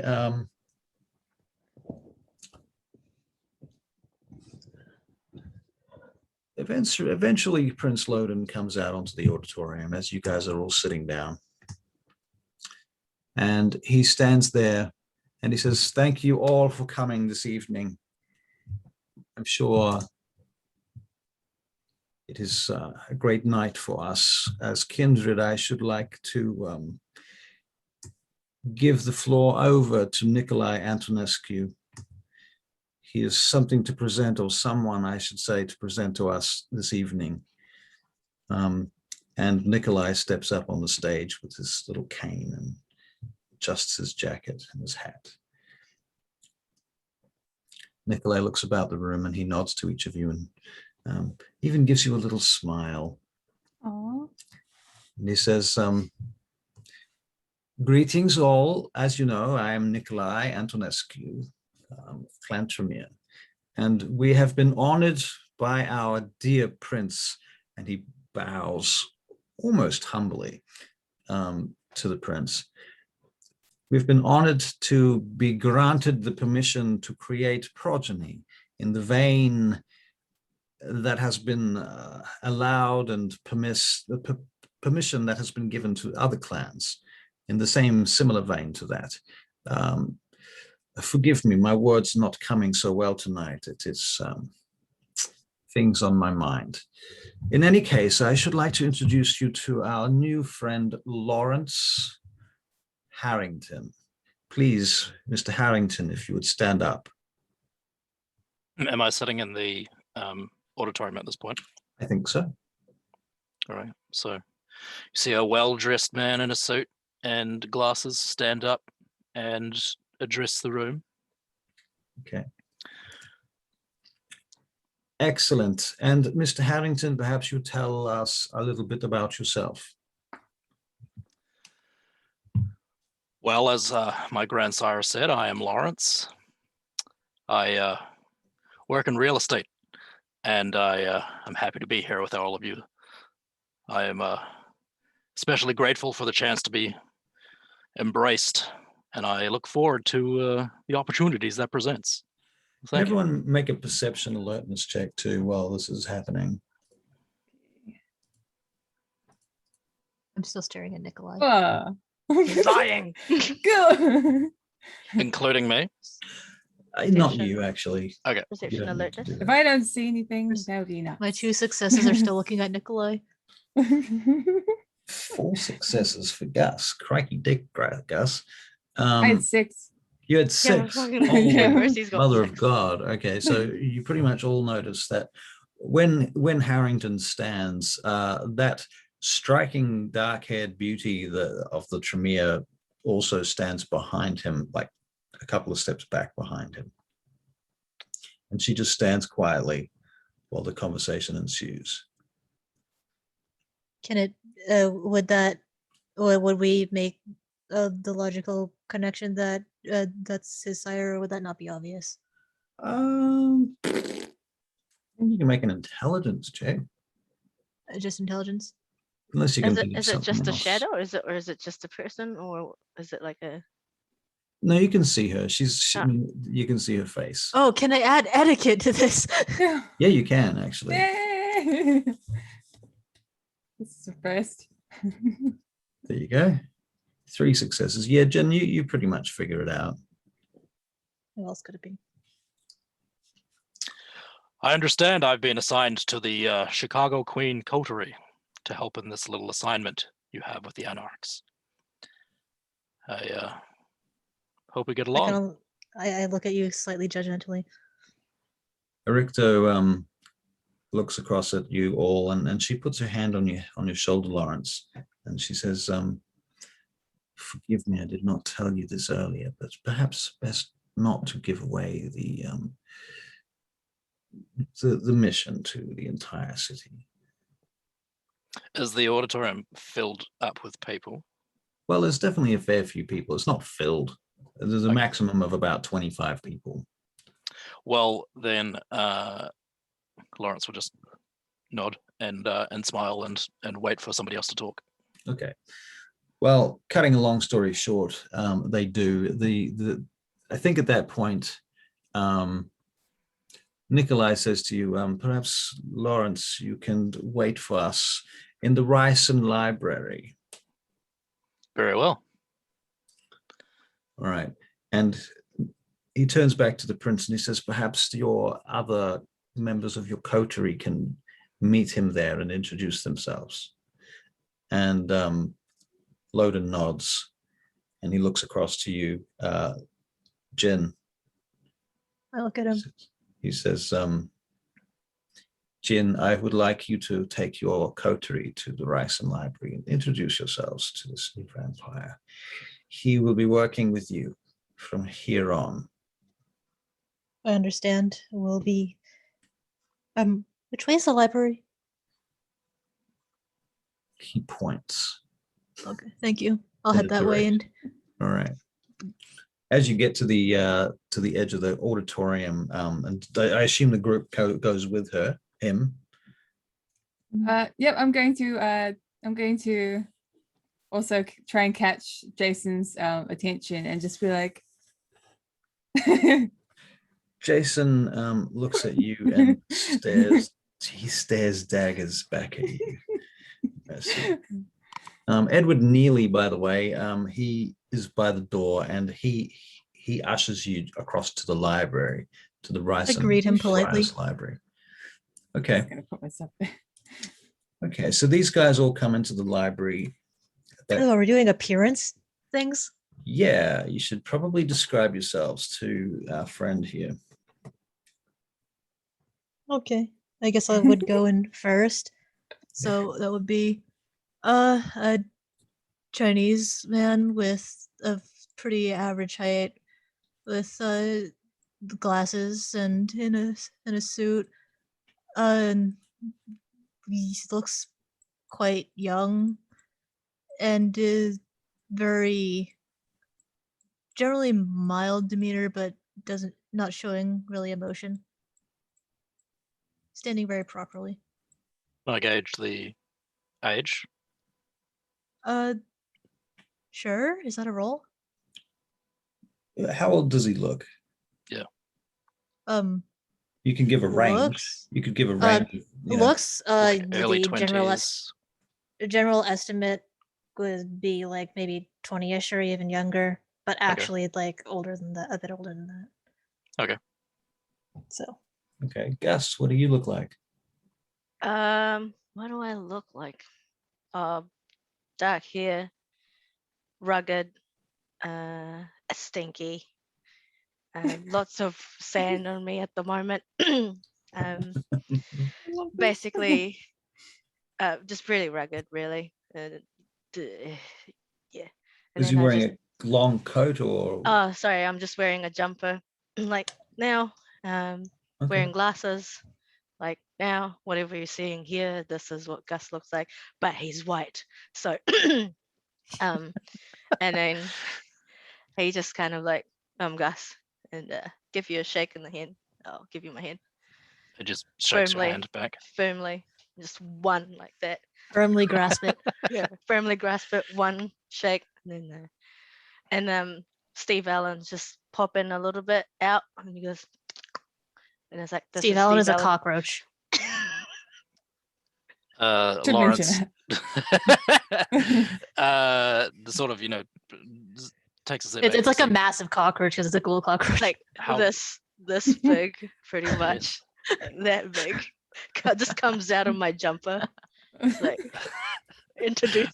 Lawrence just goes, oh, okay. This is Steve Allen. It's my family. All right. Nice to meet you. You too. And you?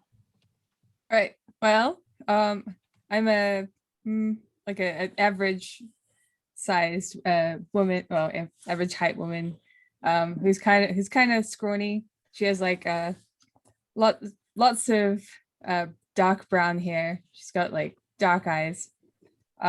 She's also wearing a pinstripe suit that is poorly tailored to her. Very poorly. But also she's like undone some of the buttons so you can see her bra. Basically like Farusha Bulk though. Yeah. Okay. Yeah. But in a pinstripe suit. Okay. Yeah. Sweet. Also, she has she has like a purse or whatever. Yeah. So after Gus and Steve Allen finish shaking your hand, I'll walk up and nod and say, "Good evening, Lawrence Harrington, was it? Yes. And you A are pleasure to Jen. meet you, I suppose." Yes, I suppose you've been given some information about us. My name is Jin Shen. And beyond your introduction to the auditorium, is there anything you want to tell us about yourself, seeing as that you've probably been given information about us already? Hear the door opening at the back of the library, Oh. the same door that you guys came through, but it's been closed since you entered.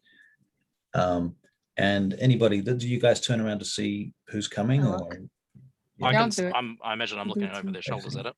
you see this Oh, go ahead. hulking figure pass in through the door and take a hat off.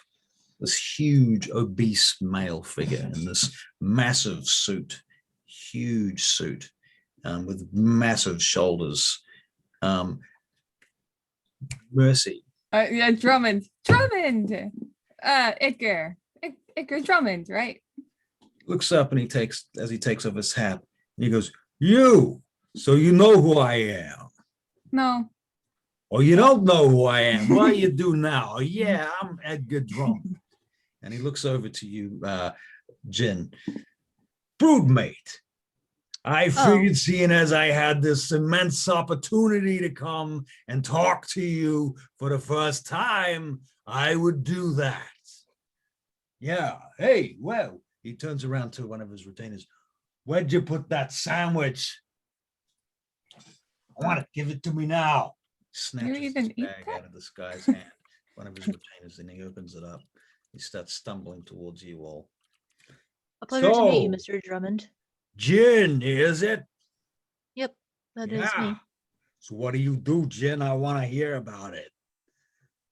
Is that Oh, a decorative sandwich? Plants himself on a chair that's not quite big enough, and you hear it kind of crack.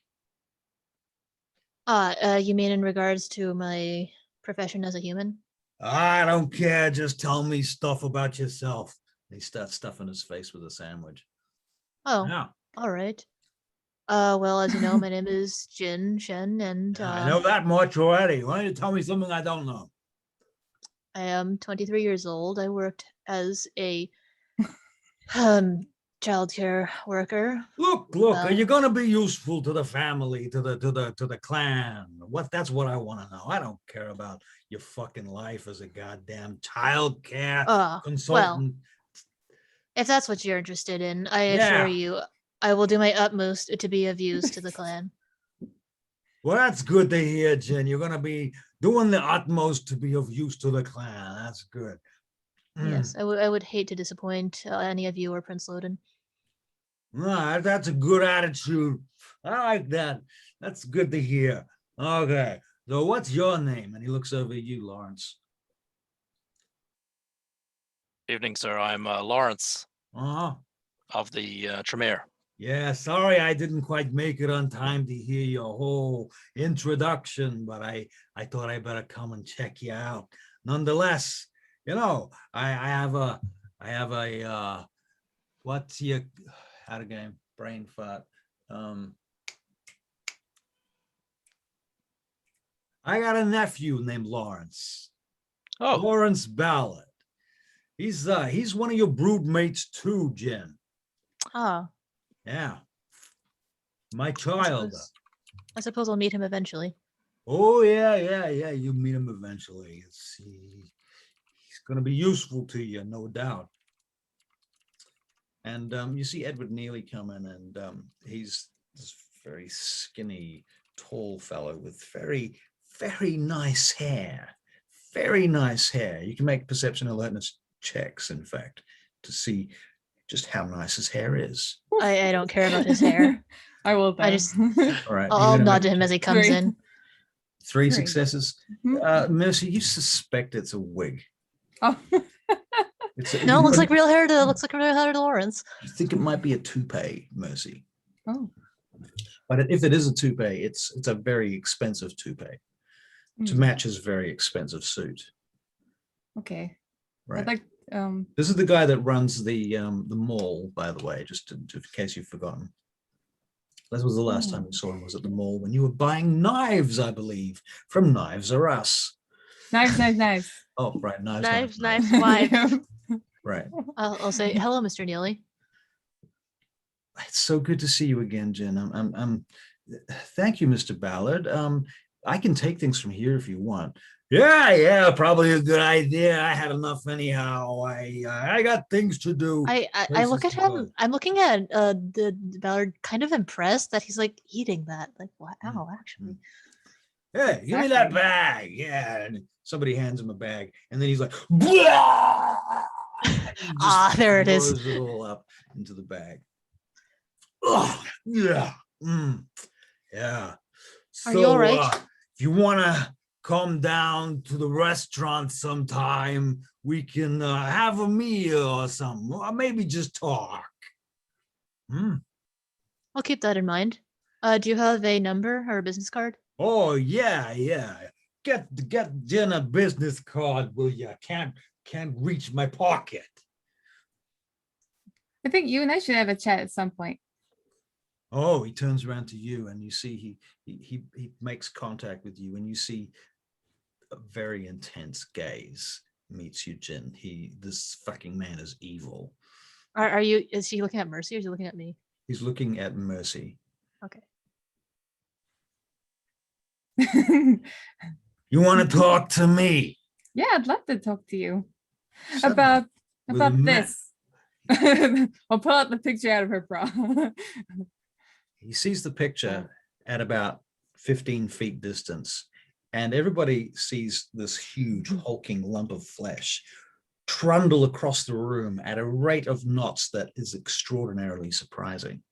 He has celerity, and he just goes across the room. I have more of these. And he snatches it out of you. Where did you get this from? And he's spitting bits of food in your face. Where did you Can I get look- it from? I want Huh? to pull Gus away. Oh, I'm not gonna You tell told me I'll have you, you damn Malkavian. that. Pulling away Gus. He screws Oh, up we the- need to have a chat about screws up the this. foot. Oh, we need to have a chat about it. That's damn straight. We're gonna have a chat about it. You are gonna come down to the restaurant and we're gonna have a talk. Damn right we are. Yeah. Was I able to see what was on the picture before it was snatched? You can make a perception alertness check. Belatedly after grabbing Gus, I decided to also try and pull Lawrence away. 2 1s. Oh my god. Those rolls. What did you see on the picture? I'm being held Probably yellow. Playboy by Jin. Yeah, I was thinking about that. That's probably No, there's no yellow on that picture. -2. that's so sad. What can I give Playboy you? model, obviously. Oh, Right. Glasses. I'm not the best at perception. oh, right. Right, that makes sense. Yeah, you absolutely can't tell what was on that picture. You don't know. Hmm. Okay. I'll have to think about that. But it's pretty. If you did see something, it would be the opposite of what should be Yeah. on the picture. Big So bird. yeah, it's like maybe a woman or something. You're not sure. Okay. All right. Okay. I'm okay, Jin. I'm okay. It's fine. I'm Guess not the gonna do meals will be anything. on you when I go. Oh yeah, for sure. no. You come down and I'll make sure you get fed. Hmm. You look a bit thin on the ground. What you need is to get some pies in you. I'll work on that. Yeah, you do that. You work on that. Takes out a handkerchief and starts wiping his face. Sorry about that. He wipes your face as well, Mercy. So, who's your sire again? He says to you, Mercy. I'm not gonna let you know the that. cuckoo one, huh? The old lady, O'Leary, the fucking one that tried to burn down the whole town. I heard she's a nice woman. Oh, you heard that? I would have hoped you heard a whole lot more than that. She's your sire, ain't she? Is she? Isn't she? Is she? I think she is. And anyhow, I'm gonna find out. Would I? O'Leary, sorry, not O'Leary, O'Neilly, with the wig, that guy. He's sort of standing back, kind of cringing all the way through this conversation. Can I share him with him a commiserating glance? You can, and he nods back to you. But not so much as to suggest, Yeah. any form of alignment or Obviously. yeah, That would be too much. yeah. Well, probably time I got out of here. Mm-hmm. My knees can't take this, all this walking around. You should put that picture on your fridge or something. You need to stop talking about pictures. And if I No, see I'll another start one, showing them. Oh. somebody's gonna find out things about themselves they don't want to know. Like, for example, what the insides look like. So talk, all talk. I'll go back to the others. So get Mr. closer to the Neely, others. how What's was his- your day going? As you say that to O'Neilly, Ballard turns to you, Jin, and he says, he puts his hand, he grabs your arm with this huge hulking fist of Mhm. flesh. He just Mhm. grabs your whole arm in his hand, wraps it right around your arm, and he pulls you slightly towards him, slightly off balance. I will And he step says, forward. You need to get your friend over there in order. You understand? Get her in order. There's I see. respect. Respect. You know who our sire is. You know who I am. Huh? Yes. Make sure that there's respect. Otherwise, we're gonna have to do something about I understand. it. Yeah. Yeah. Have a good evening. He turns back to you, Mercy, before he goes. When he gets to the door, he goes, You know what happened to your friend? You know what Capone did to his car? You know what Capone did to your friend, the guy, the Perez guy? You know that whole fiasco. He's looking at you, Mercy. You remember that? Yeah, Yeah. Well, I don't have a car though, yeah, so well, good luck. Capone don't do his homework. I do. And he leaves. And they shut the door. We Well, feel him. that was- feel the tremors as he walks away. Yeah. Well, that was a Jeez, bit of Mercy. an interruption. Wow. to Sorry this- about that. I What- just And had what some was stuff that to all do. about? O'Neill turns back to you, guys, and he says, "So, anyhow, if anyone needs anything, let me be of assistance, of course." Oh yeah, I'm really looking for a new hairstyle. Maybe a wig. He makes eye contact with you for a moment.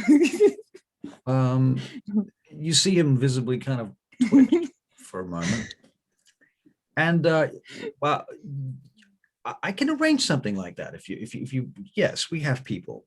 And he turns back to you, Lawrence. And if you need anything, of course, I would bend over backwards to assist you. A new kindred among us, among the city. It's a wonderful thing, and we would most certainly like to make sure that you feel comfortable and welcome among the clans. The I kindred, appreciate the offer. Thank you. of course. Let me ask you a question, Mr. Harrington, was it? Yes, Is your home secure? I would like to think it is. We'd like to think it is. Well, we do offer services through our proprietary security company, Secure Corp. And if you're interested, you can, he hands you a card. I can pretty much get you anything, but Secure Corp will set you up with cameras. We have security guards and vans and lock boxes, anything that you might need. I think Yes. I've dealt with your company before with setting up houses for my clients. So thank you. Oh, well, there you go. So anything that we can do to assist, just call, and you'll usually find me most nights over at the Dali Plaza. I work from the offices upstairs at Dali Plaza and among the upper management, I appreciate it. Thank you. of course. And if you need any introductions to anybody in the city, of course, you know where to find me as well. And he heads off. Oh, one moment. There was something I wanted to ask, by the way. Oh, my apologies, Jim. Oh no, it's perfectly fine. I was just wondering if you knew anyone who might have spare time to help me with my disciplines. That is an interesting question. Anyone that might have spare time to help you with your discipline? Well, perhaps you can tell me which disciplines you're interested in. We can talk about this some other time, or by phone, or however you want. If you want to come and visit me, I can probably organize some kind of a tutor for you. By phone would be fine. All right. I'm sure you're busy. Of course, email also. We right. know what we're talking about. We don't have to be explicit in our emails. Thank you. Of course. So anybody else have anything that they need or want? He looks at you, Gus. I'm good, thank you. You look like a man that could use a man that has. He keeps stopping and Lots of restarting his friends? sentences. He started his sentence like 3 times. You look like a man that What? has impeccable taste, but needs time. You're clearly time poor, which is ironic because you're a vampire. So perhaps if you're interested, you could come down to Dali Plaza and we could organize something like, I don't know, it's very fashionable, long coats, jackets, ones that have Kevlar armor inside them. Does that interest you at all, Mr. Gus. Gus? Yeah. That sort of Uh, thing. That's my name. Yeah, I guess so. Leather Well, jacket, maybe. In any case, if you find yourself interested in those types of items or objects, please, you know where to find me, and he gives you a card as well. Thank you. So he makes sure each one of you's got a business card before he leaves. I already have The one. door closes, then- and again, it's just the 4 of you. Clan Oh, that was a Ventru. circus show. Can't By live the without way- them. By the way, I'm Mercy. Although I'm thinking of changing my name to Misery. Do you guys like that? Well, I don't think that's a really good idea since a lot of people know you as Mercy. It might be tough to swap. I'll From just what I start understand, introducing people as, sorry? from what I understand of the Malkavian, it seems fitting. Hey, look, what you said, I might not be a Malkavian. It could be something else. It could be something exotic like a Gangrel or whatever. I don't know. I don't care. Yeah, I'm Malkavian. Whatever makes you happy, Mercy. I suppose we should do that introduction to Clan Ventru, though I suppose you've already surmised that one. My broodmates are something. That was very interesting, I gotta have to say. Although my sire wants to meet us all. I'm not sure if you guys she wants to meet us in Younger. So Well, when? tonight, if we're all free, if we're not doing anything. I still need to talk to Alex. They've been putting her Ah. off. I've had my phone on silent. She's probably been blowing it up. Yeah. Sorry, I was What's going the to time ask. on game? It's about 10 o'clock now. Yeah, okay. Oh, sorry, I was trying to ask, Lawrence. Is there anything else you think we should know about you, seeing as you've been told some information about us? I'm not sure how to answer that. I feel I'm an open book, so if you have a question, just ask. What are you good Otherwise, at? you know why I'm here. I'm Uh, here to assist with your investigation. I start are you walking good in at? front of Lawrence and give him like that on the shoulder, like put my arm around him. Okay. So what's your power mean? What can you do?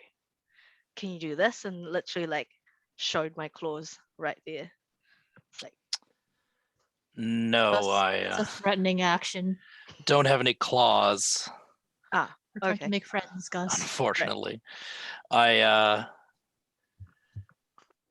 suppose I have a fair knowledge of the occult, ah, but that would be interesting. That is as far as I interesting. know, not many outside of my clan are too interested in that. Oh yes, it seems that the Tremor are quite protective of their secrets, which is understandable. I know a So, little bit of the occult, but it's not like vampire stuff. It's like witchy stuff. Only like a small amount. tarot cards, crystals, Mm. that sort of thing. Yep, I'm trying. If you ever find a tarot deck with Hello Kitty on it, let me know. I'm not sure what Hello Kitty is, but I'll keep an eye out. And I go into what Hello Kitty is. Right. If Nyanga wants to meet us, we should probably later tonight. Probably. I need to feed. Maybe I could. Well, Jason was some- telling me that I have a mom and a dad, so maybe we could have like What? a family dinner type thing. What do you mean you think you have a mom and a dad? Yeah. Is this a clan thing? Oh. He hasn't Because really if gone Jason- into it. If Jason was telling you this, that it's a clan thing, and you don't literally mean your parents, right? No, I'm an orphan. Oh, Oh, No. maybe I he kind found of pat your- Mercy in the back. Maybe No, he I found am. your mom and your dad. Well, not anymore, it seems. So if you need to do that, do any of you have any objections to perhaps spending a few hours apart and then reuniting to talk with Gus's sire? None of mine. Perception, alertness checks, everyone, please. Oh boy! Oh, by Time the to way, I roll. Oh, gotta. boy. 3 ones. 3, 1. I we- too have 3 Okay, dice so, to roll. Nope, nothing. Joe. Oh, I succeeded. No, I said time to Oh. roll 3 ones, not. Oh, Nice. not I did the roll 3 ones. Wow, for so once, I Mercy- actually rolled the most. How is this possible? And I Wow. rolled the least. You rolled the least. Wow. Mercy, Crazy. what are you thinking about or doing that's causing you to be a little bit distracted from the situation? Well, I kind of want to see if like Sophia is around. So I'm just looking back in my mind and being like, have I seen her? Yeah, today? she was there. She was there. Oh shit. Okay. Annabelle Triobel was there also. All of the Primogen were there. Okay. A lot of the elders were there. I want to go find them. Okay. Well, as you're thinking about this, the others notice a figure kind of stepping out of the shadows behind you all, this figure just sort of emerges from the shadows. It's almost like this person has been there the whole time and you've just never seen them there. Opposite Is this the a classic Tony? This is very much a Tony Perez move, only executed with finesse, style, and majesty. I don't really see that. I just that's associated with Tony forever. Okay. And this figure casts back a hood, and he looks like he's wearing like a Hessian cloak, like a sack. Is it just a shadow? At first it begins as a shadow, and then you see this brown cloak that he's wearing, and he casts back the hood, and you see this hideously disfigured, burned face that does remind you of Tony at first. And these fangs that are extended beyond its lips that do not seem to retract. Greetings. Can we help you? I am Khalid al-Rashid, Primogen Counselor of Clan Oh. Nosferatu. It's a really Pleasure to meet you. sexy name. He looks at you, Mercy. Shh. My broodmate, my childer's childer, has been destroyed whilst in the care of your coterie. You, he points at you, Lawrence. Step aside. This I was does just not, about to say Lawrence takes like half a step back anyway. This does not concern you. I'll just bow my head and step back. Each of you, however, has crossed me this one time and caused the death of one of our own. What do you propose that you will do to make recompense for this? I To could give- me and my child, Rodkis. he turns to you, Mercy. Hello. You have an answer for me, child? Well, I have a little bit of his ashes. Would A you like those little back? bit of his ashes. Mm-hmm.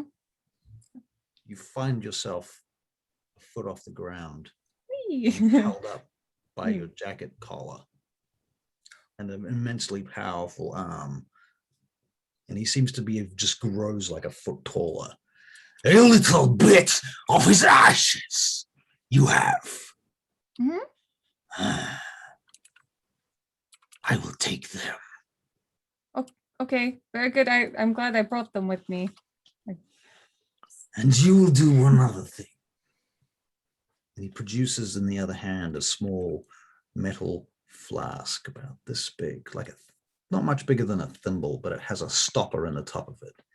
You will fill this for me now. What is this? Is this like a Take it, child. okay? Pushes I it take into your hand, Mhm. Fill it. drops you to the floor. Vitae. Your vitae. One drop. No is not acceptable answer.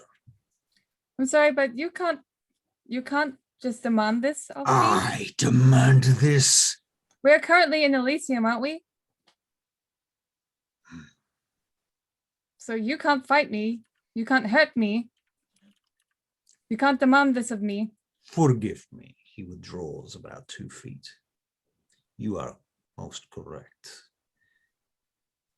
Forgive me. Look, I'm This sorry I about cannot Tony. do in Elysium. Yes, this is most correct.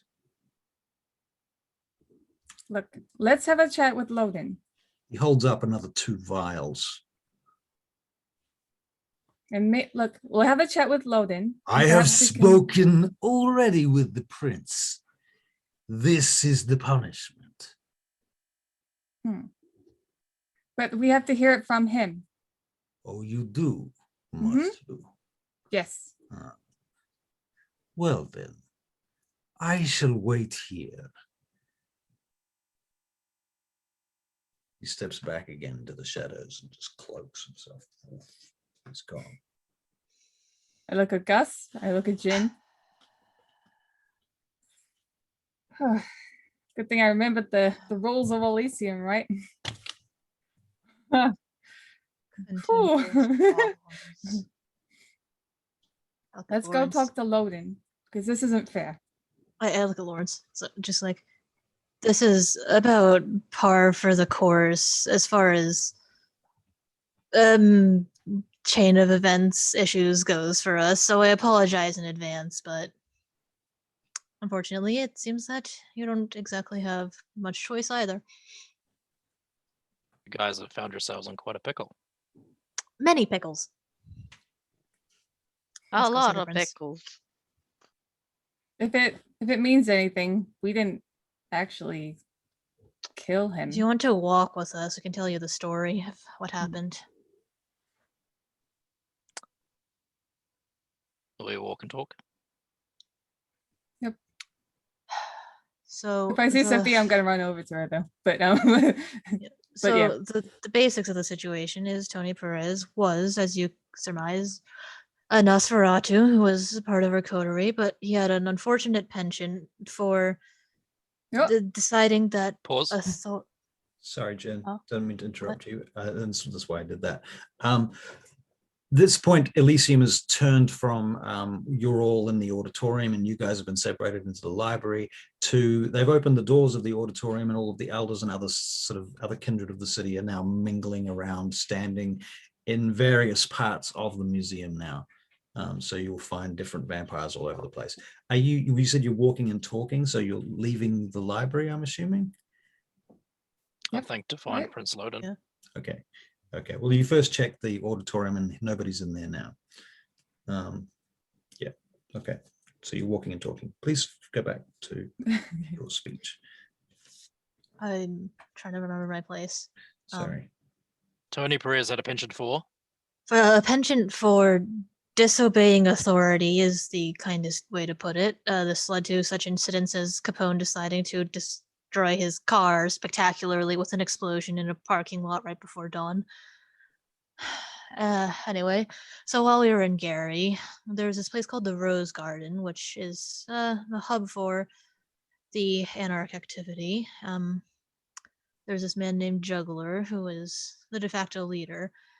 And, well, to make a long story short, while we were in it, first he decided to test the place's security by trying to bypass the security.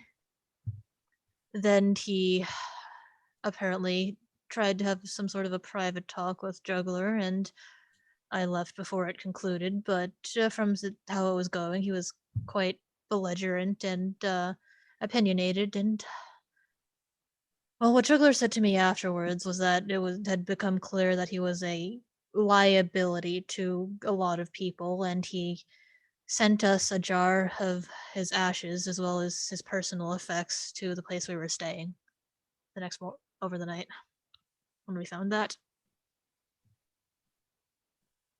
And from that jar, you have just a handful now. It's a long story. It involves Capone. It wasn't Very well. actually a long story, Jin.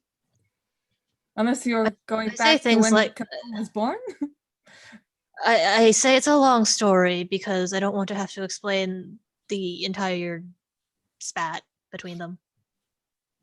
Right. Basically, Capone's got Tony Perez's ashes and probably in the rubbish bin now somewhere on his floor. Somewhere. So, They fell. His hand slipped. Whoops. Russell, when Khalid stepped into the room and said all that, how many?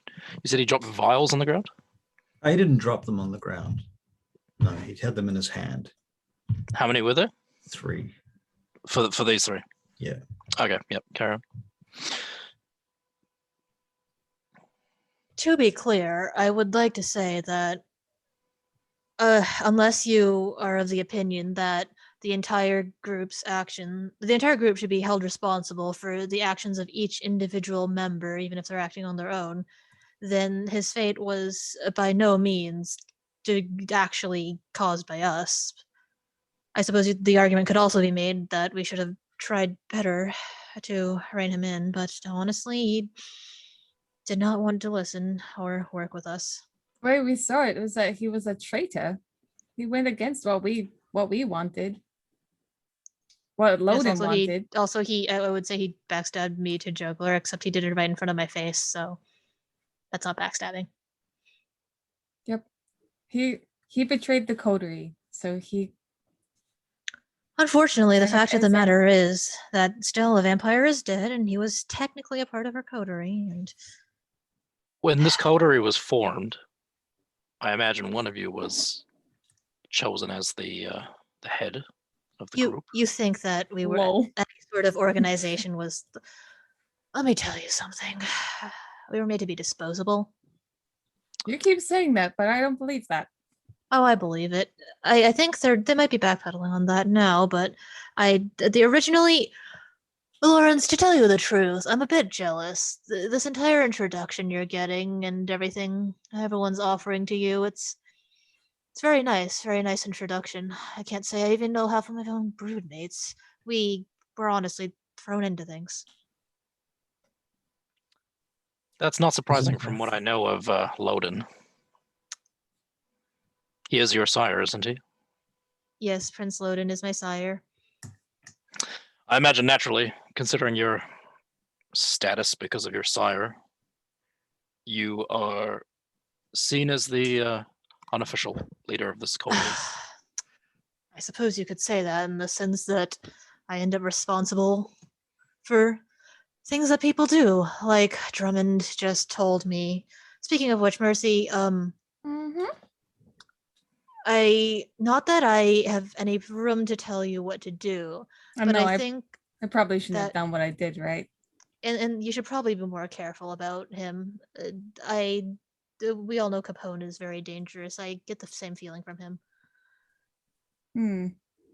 It's just what Jason told me to do, so Well, I I mean, you thought don't I'd have to have do fun with everything. it, and I did. Who is don't this have to do Jason everything. character? He's my Her brother. broodmate. hmm She lives with him. Your adopted brother. No, he's my brother. Broodmate. We are connected by blood. We are family.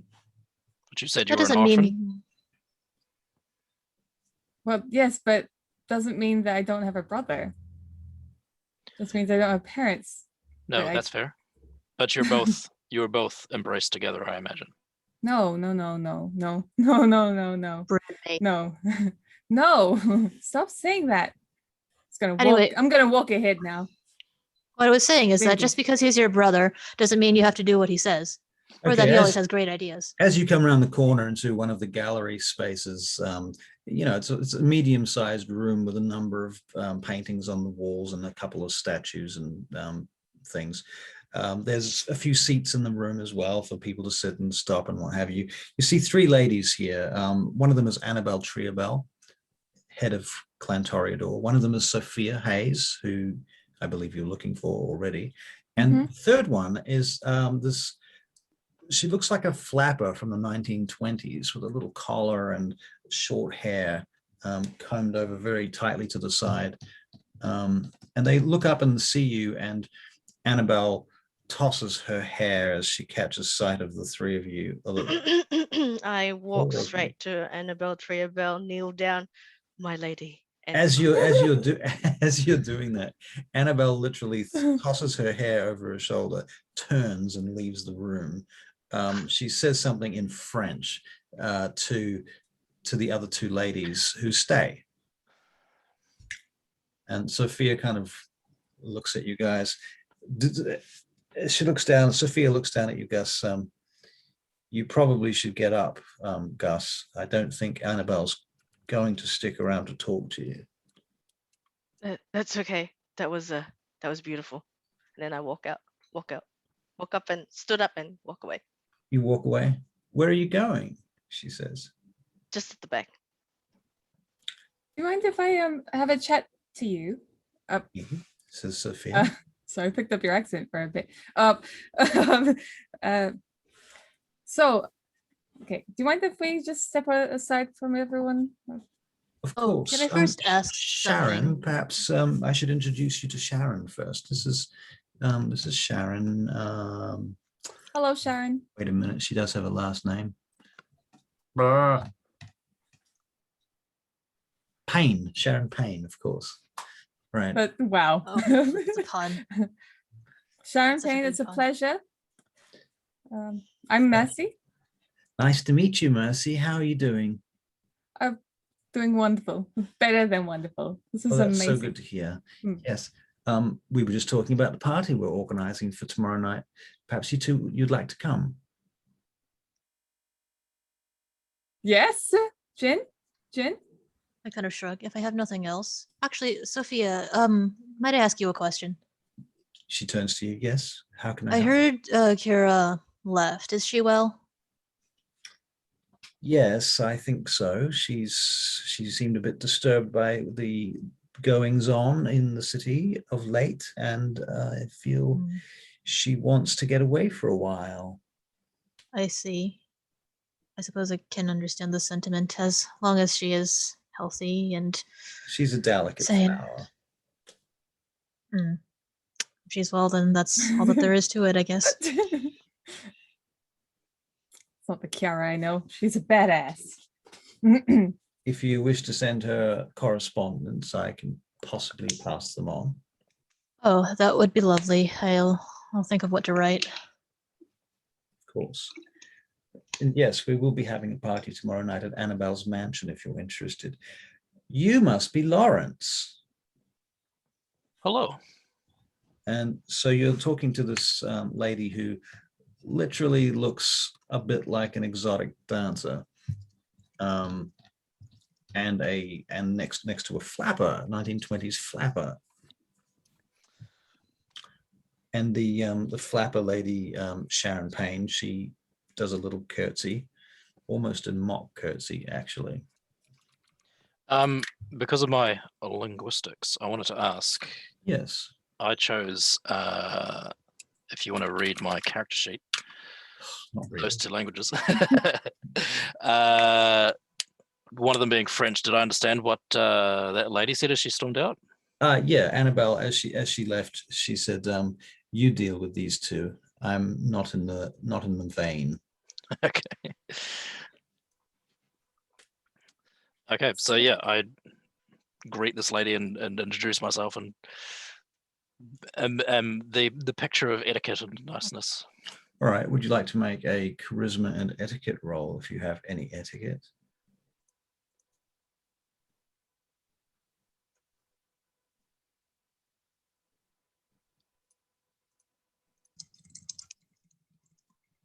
One success. All right. Yep, you do fine. She smiles. This as opposed to Gus's etiquette, which was quite different. It was Right. cute though. No. It was cute. That's true. All right. And yes, we are having a party tomorrow night. You're most welcome to come if you wish. Thank you. You know, if there's nothing preventing you, of course. I'm sure your clan mates have you running around fetching all sorts of things, busied with all manner of important. Yes, I have become sort of the intern, fetching coffee. But yeah, I would love to attend. Coffee, did you say? Metaphorically. Of course, metaphorically, but still, how very human of you, she says. I do enjoy those sorts of interactions. I miss them. You notice that she has quite flushed. She's quite flushed for a vampire. She must have quite high humanity, you suspect. Okay. Anyway, Sharon Payne, on the other hand, pale as a fucking dead thing. Can I have I been told about these people, or this is like first time? First time. Can I What you do know is that there are about 70 something vampires in Chicago, including us. not including you. Actually, so probably 75 Okay. approximately. Just waiting for all the pleasantries to finish. Yeah. Okay, so what are you guys doing?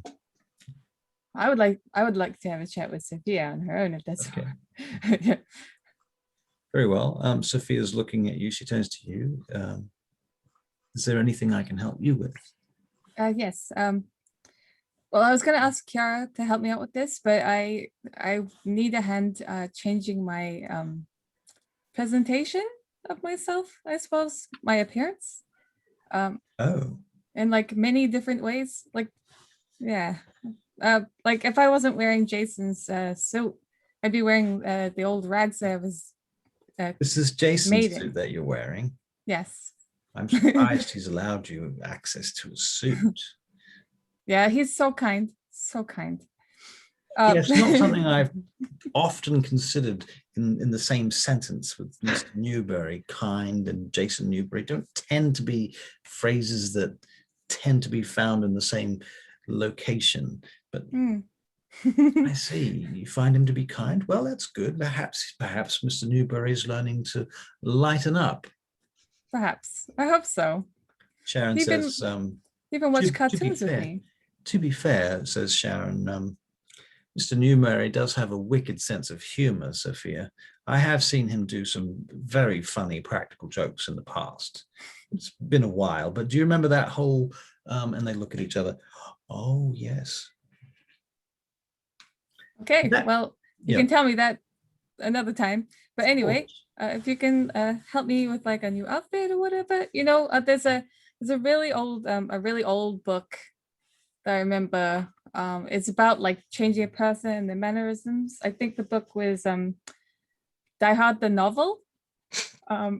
So She looks very good. I Perhaps we can go shopping then, perhaps sometime. would like that. Well, Right. book's called Die Hard, but yep. I had interesting. And there was a novel, apparently. Yeah. That's the part I'm curious about. At that point, this man walks into the room with he's very handsome dude with a suit and a bow tie and a nice pleated white shirt. And at that point, Sharon looks over at him and she just walks out of the room. You Goodbye. recognize this guy? None of you have met him before. And he goes to say something to Sharon, but she just leaves as if she just doesn't want to talk to him, doesn't want to be around him. She just leaves. Scorned lover, And perhaps. Sophia? Sophia's like, well, it's very well, Michael. What is it this time? Is there something in particular that you've come to? He's like, no, I was just looking for Sharon. I thought perhaps she would finally get past her feelings, but apparently she's still in a quagmire of deeply entrenched issues. What can I say? It's not my fault. Isn't it just, says Sophia. Well, I suppose I should introduce you. This is Michael Payne. Like, are you her husband? Yes, we're married. We've been married for, well, quite some time now. That is freaking cute. Is it? Well, thank you. Yeah. Yeah, I'd like it's cute. Is Mercy actually It's actually so crying? adorable. Yeah. Okay. Yeah, because she wants that. Right? Yeah. So like blood. Blood tear running down her Yeah. face. Lawrence is like, what the fuck have I gotten myself into? By the way, It's just watching. Right. by the way, I don't suppose either of you have seen Prince Loden. Oh yes, he's in the main hall. You'll find him in the outer game. She uses words and says them and tells you. The Blackstone Hall. Exposition. Yes, that's that. Nice. Yes, thank you. Exposition. There is Mm. exposition, and she tells you where to find Loden in the Blackstone Hall, Room. marked as room 20 on the map. I drag the token. I Mhm. drag my token, the token. All right. Yep. Very good. Good. I'll And, just for yours. I have no idea where this is. Oh, right. Yeah. Sophia, make sure that Mercy has a business card. Thank you. Thank you. Um, Thank You you. run a Thank you. business for makeovers. That's for my retainer. What is your retainer's name? Oh, I think you've met him. His name is Spencer. What? Okay. Okay. You know, that makes sense in retrospect. I wasn't quite sure whose retainer he was, but that makes a lot of sense. That does make a lot of sense. It make the whole like him having coitus thing. It's a Mercy. Do you say that out loud? Yep, yep. I need to roll some dice. What? What? What's going on in It's, Gus? it's a bit offensive to only imply that her retainers would engage in such activities. Kara told me that they're the best at it. I'm glad that she's Kara gone now. I told can you. blame everything on her. Kara told you this. Mhm. I wonder how she knew this. Did Stryker say something to you? She says. Mercy. Striker. Oh, the No, the no. really hot guy in the car. Well, either Stryker or Lauren Spencer himself. I don't know much about Striker. Are those aside from boys the- talking shit behind my back? Because you know that a gentleman should not tell. Wait, Sophia. Are we learning about you today? Wait, I don't understand. What are you? Don't you have Oh. somewhere to be? Aren't you going to see the prince or something? That's true. that's Yes, let's be off. Out of character, that was really funny. We had no idea that she just outed herself. true. Lower drop. Yeah. It's like my eyes like widen for a second, and I bet with the aspects I can like see the moment I realize, and let's go. Excellent. Okay, so you guys head off through to the Blackstone Hall, where you find Prince Loden in Younger, the lady that you believe is Tyler. I don't do any of you have any of you met Tyler? Have you spoken with her? We You saw her at briefly the met her. council, didn't we? Right, you saw her at the council meeting. That would be true. There is an old man there with a long beard, bald head, kind of short, not fat, but bald and bearded, wearing a very simple gown, actually, like a robe, like he must have, it's like he just walked out of a toga party. You know, absurd, completely absurd. Who else do we have here? One moment, please.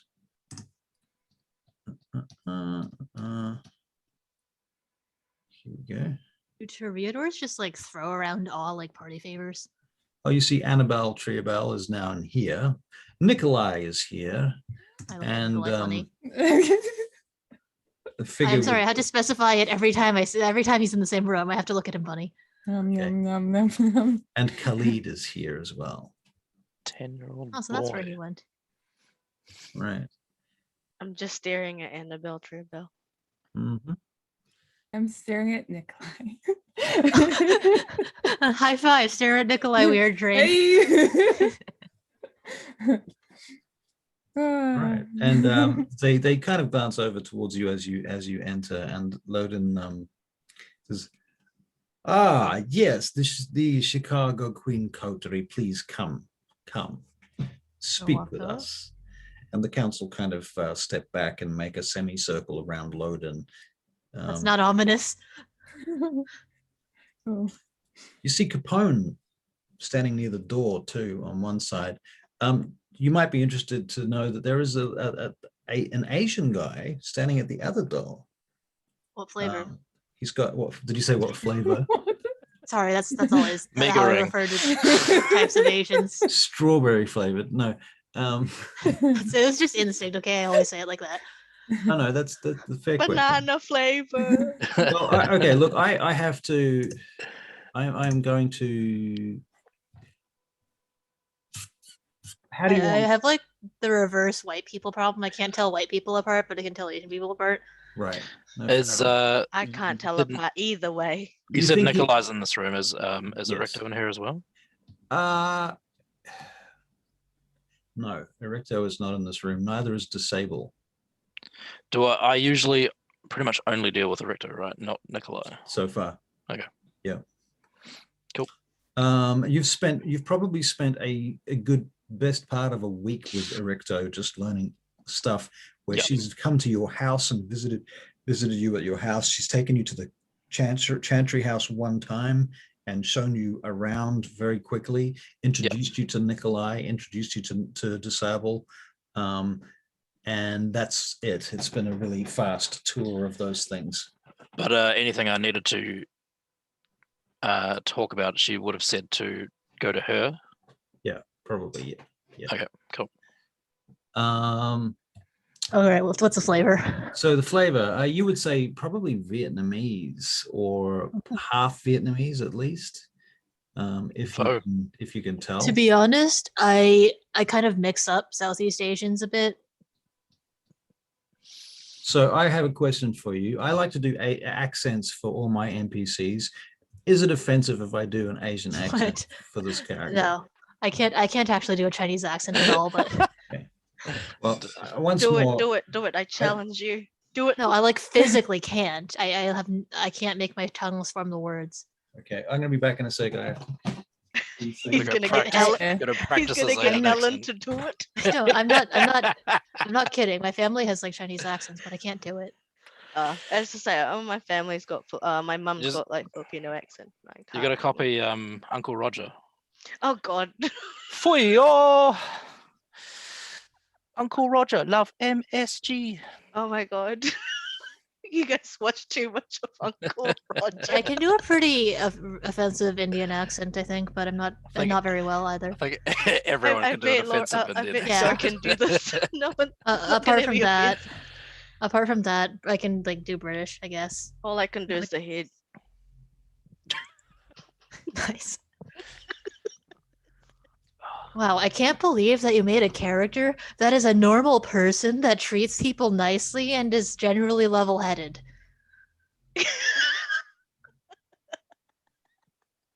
It's almost like I'm not a goth or It's almost like Or you're a like a- normal person. or like I've It's never been played so vampire long. before. I've been so bereft of normal companionship as my standards have been skewed. No offense to Mercy, of course. I was gonna say I'm not surprised with Charlie's just yo. general demeanor anyway. Yeah, we're talking behind you. Yeah, it Behind just behind your sounds, back. honestly, if I was to look over this, I would say that Joe just did that to stir me up. No, Didn't you? we were talking about you. Yeah, Why? yeah, Jen's very happy. Yeah, I'm happy. You're a normal person, Marcus, or at least you pretend to Everyone be else well isn't. enough. You pretend to be well enough. that's welcome I- then I- the I- Chicago Queen coterie to it's just who our court. Lawrence. I is, appear yeah. normal because I take my neuroses and then I take a hammer and then Not now, mental trauma. not now trauma. Sorry, have I we're talking missed? to Loden. It's gonna come up. What have I missed? God. Nothing Okay. important. Mhm. Mm-hmm. Mhm. So this man is faux flavor. Yeah. I don't actually like pho. I thought you were gonna get Helen to do the accent for you. Oh, terrible. All right. Who talks to us now? Right. So you come in, and this guy, the Asian dude, is just standing at one of the doors opposite Capone, which suggests that he might be one of his broodmates. he kind of keeps looking away from you, Jen. He doesn't really make eye contact with you, this dude. He's got long hair, by the way, and it's kind of, he's very good looking. He's a pretty boy. He's an anime character. Okay.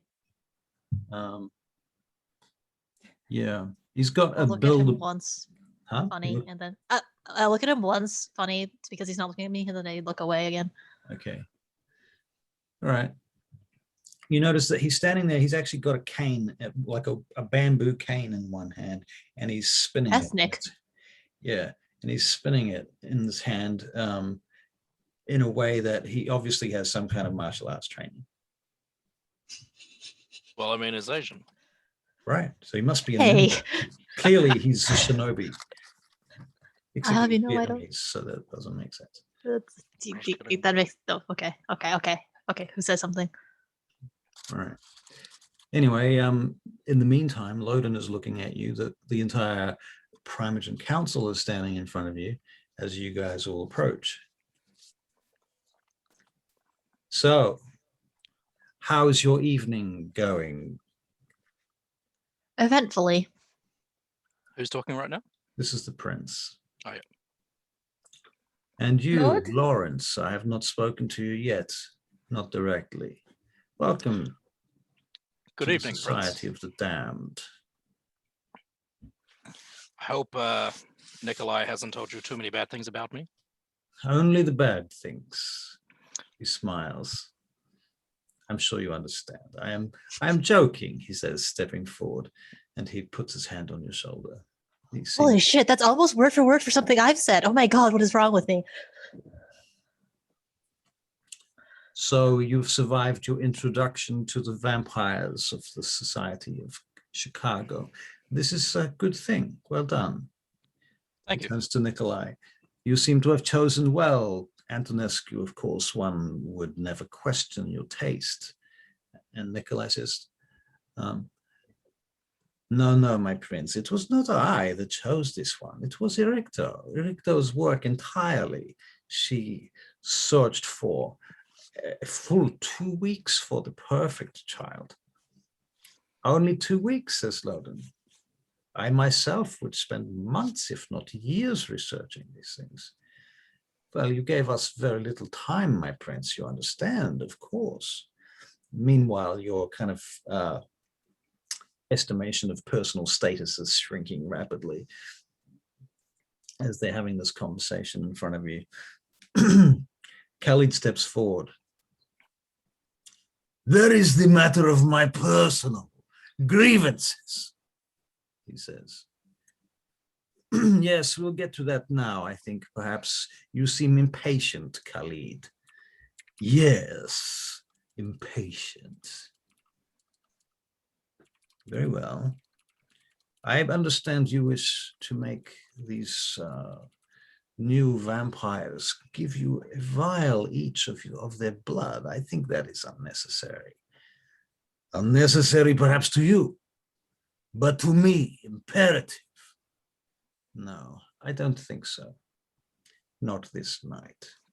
They are too new. It is not their fault. And besides, I understand that the true culprit here was the Anarch juggler. He is the one that must be punished. Would you agree? Says the prince to you guys, looking at you. Gus, do you make any eye contact or nod or even a facial expression? You're standing there like a chiseled stone statue the whole time. Just not. Does not, okay. If no one else answers, I'll answer. I will, however, get everybody to tell me all about their auras and what they're Oh feeling. boy. Tell me about your feelings. Starting with Jen. Great. How many? How many? Well, different NPCs will have acquired different levels of aura perception and have different numbers of success. Yeah, I need to know when to stop. So the maximum amount might be 4. Okay. Sure, I'll go 4. I mean, Well, 4. apart from vampire. Yeah. Vampire self control, exercising self control, Okay. nervous, impatient, and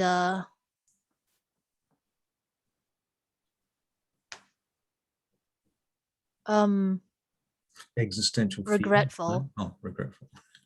Okay. Yep. Okay. That's 4. Yeah. Yep. Okay. Gus. I am. Where is this? Okay. So I am bored. Okay. I am desirous. See Annabelle Triabelle. This Okay. is the pretty obvious one. I don't think So you need our lusting- perception to see that. Right. Confused. Okay. And what's the other one? Envious, actually. Envious. Okay. Where does the envy stem from? I'm curious. Like, 'Cause they- when does the envy come up? Is it there the whole time, or is it relate to some specific part of the conversation? Oh, because basically, like, everyone's with their brood mates and all that stuff are here, and mine's like, I've gotten younger, which is fine, but everyone else is not here. So Right. Yeah. Okay. Mercy. Okay, firstly, it would be obsession, obsessed. This is always going to be there, most likely. And then it will be hatred. But it's not showing on her face. It would be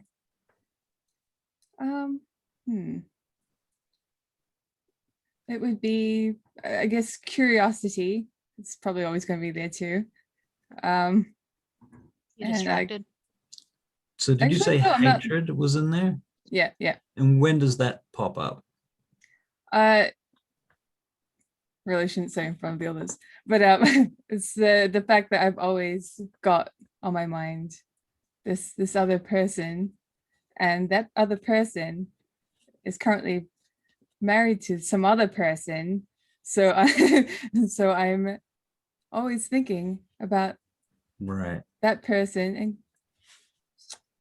Okay. Yep. So that's always on your mind. Okay. Mhm. Okay. But one thing that isn't always on my mind is right now I'm pretty jovial. Yeah. Okay. Yeah. A So, jovial mercy is a good mercy. yeah, that would be my outward appearance, I suppose. All I'm right. quite happy to be here. It's interesting. Okay. And Lawrence, tell us 4 things about yourself, your feelings right now.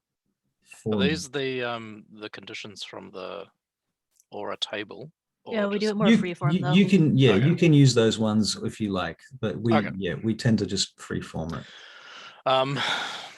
Well, there'd be a little bit of a small dose of obsession, a Mhm. small dose of idealisticness, a lot of curiousness, and probably excited as well. Okay, cool. All right, very well. Annabelle Triabelle breaks the line of the arc of Primogen, and she walks around, clicking in her heels around behind the group. Land shark. You know, right? Dun, Land shark. dun, This is a revisit of the thing from last week. dun, dun, If- dun. I wish that we still have the whole humanity so I can have a boner, but we won't. So, Gus, I'm assuming you're watching her closely, Yeah, very much so. right? But she walks around behind Mercy, and she says, "Excusez-moi, Madame Mercy. I'm sorry, I can't understand you. Could You have to excuse my English is not so good." my ability to understand other people's like foreigners' English is not very good either. She walks around behind you, Mercy, and leans over your shoulder, very close to your face, actually. She says, you have something in here? What, my ear? You have something in here, she says, and she begins to unzip your satchel. Oh, yeah, go. What is it that we can find here? Oh, look inside. There's weapons, my prince, in Elysium. And she dumps them on the floor in front of Those her. are not weapons. They're cooking These- utensils. Were you going to cook someone here? No, I was going to. This Prepare is a your meal. intention? You want to kill people in Elysium? You have brought weapons inside. I'm sorry. I'm only very new.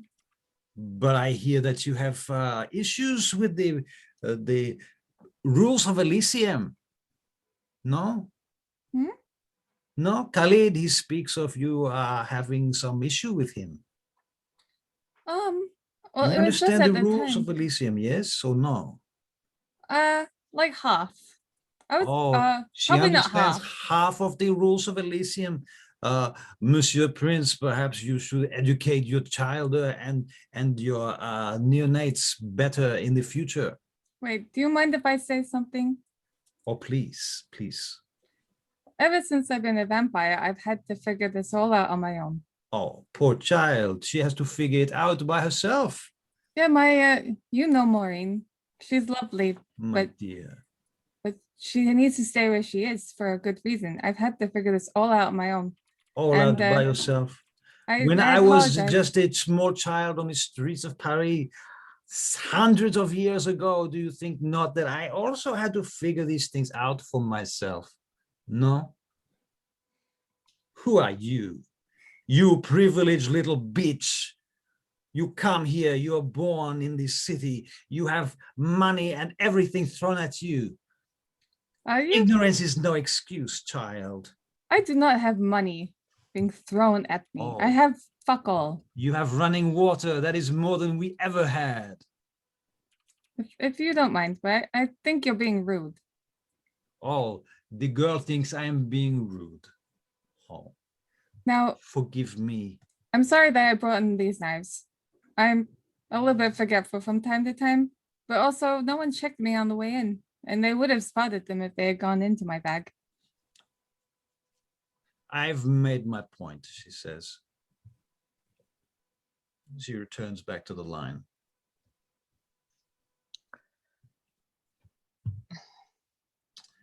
I do apologize. Mhm. Well, says the prince, now that you know, weapons are not permissible here in Elysium. We will not let this happen again, yes? If you want, you can have them. Chuk, look, he says, and the Asian guy comes over. And he picks them up off the floor and steps back and holds them in his hand, stick in the other hand, flips the stick around his wrist one more time. They mean a lot to me, so I hope that you will look after them. He nods. There's a long silence as the DM looks up some shit. Russell, question. You Sir. said on my thing for the Yeah, Primogen Council there's 2 Bruger? there are. Okay. So while this is all going on, you remind me, the old man with the beard who's standing there in the toga coughs. You'll perhaps forgive the children their misdeeds this one time, Prince, perhaps. He looks over. Ah, you have an opinion, Critias. Yes, I do have an opinion on these matters. It is, after all, my clan that stands for vision and rebellion. And I have all people understand these impulses, yes? Fear not, young Mercy. You come to the university and find me, and I will speak to you. I will educate you on matters of Elysium, philosophy, ethics, debate. Epistemology, I you love say- that. of course. All of you, of course, welcome. You, Gus, you too. Even with the blessings, perhaps, of your grandsire, he turns to Inyanga. Perhaps, Inyanga, you will give permission for your grandchild to come to learn the debate? Inyanga nods and smiles. Of course, Critias. It is Well good done. for our clan to learn these things. If You anyone's hear still that, watching, Gus? Sorry, Jen? if anyone's still watching, impatience ticks up slightly higher. Okay. Inyanga slaps very you, slowly. Jen, on the shoulder with her stick. Yes? Sorry, Gus. Oh, He okay. slaps Gus on the shoulder with his stick. Yes, that's a big difference. Yeah. There's a big difference. My apologies. Poof. You see, Gus, you will go and learn these things from Master Critias, very old. He has much learning that you can take much advantage of. Yes. Nikolai smirks. I look at Yes. Nikolai funny. Gus, you. Nikolai looks Someone at mentioned you Jen. should read books. I stop looking at him funny. Yeah. Now, says the prince, perhaps you should take your leave, all of you. I am becoming tired of this present situation. You will be receiving new orders in short regarding the situation in Gary.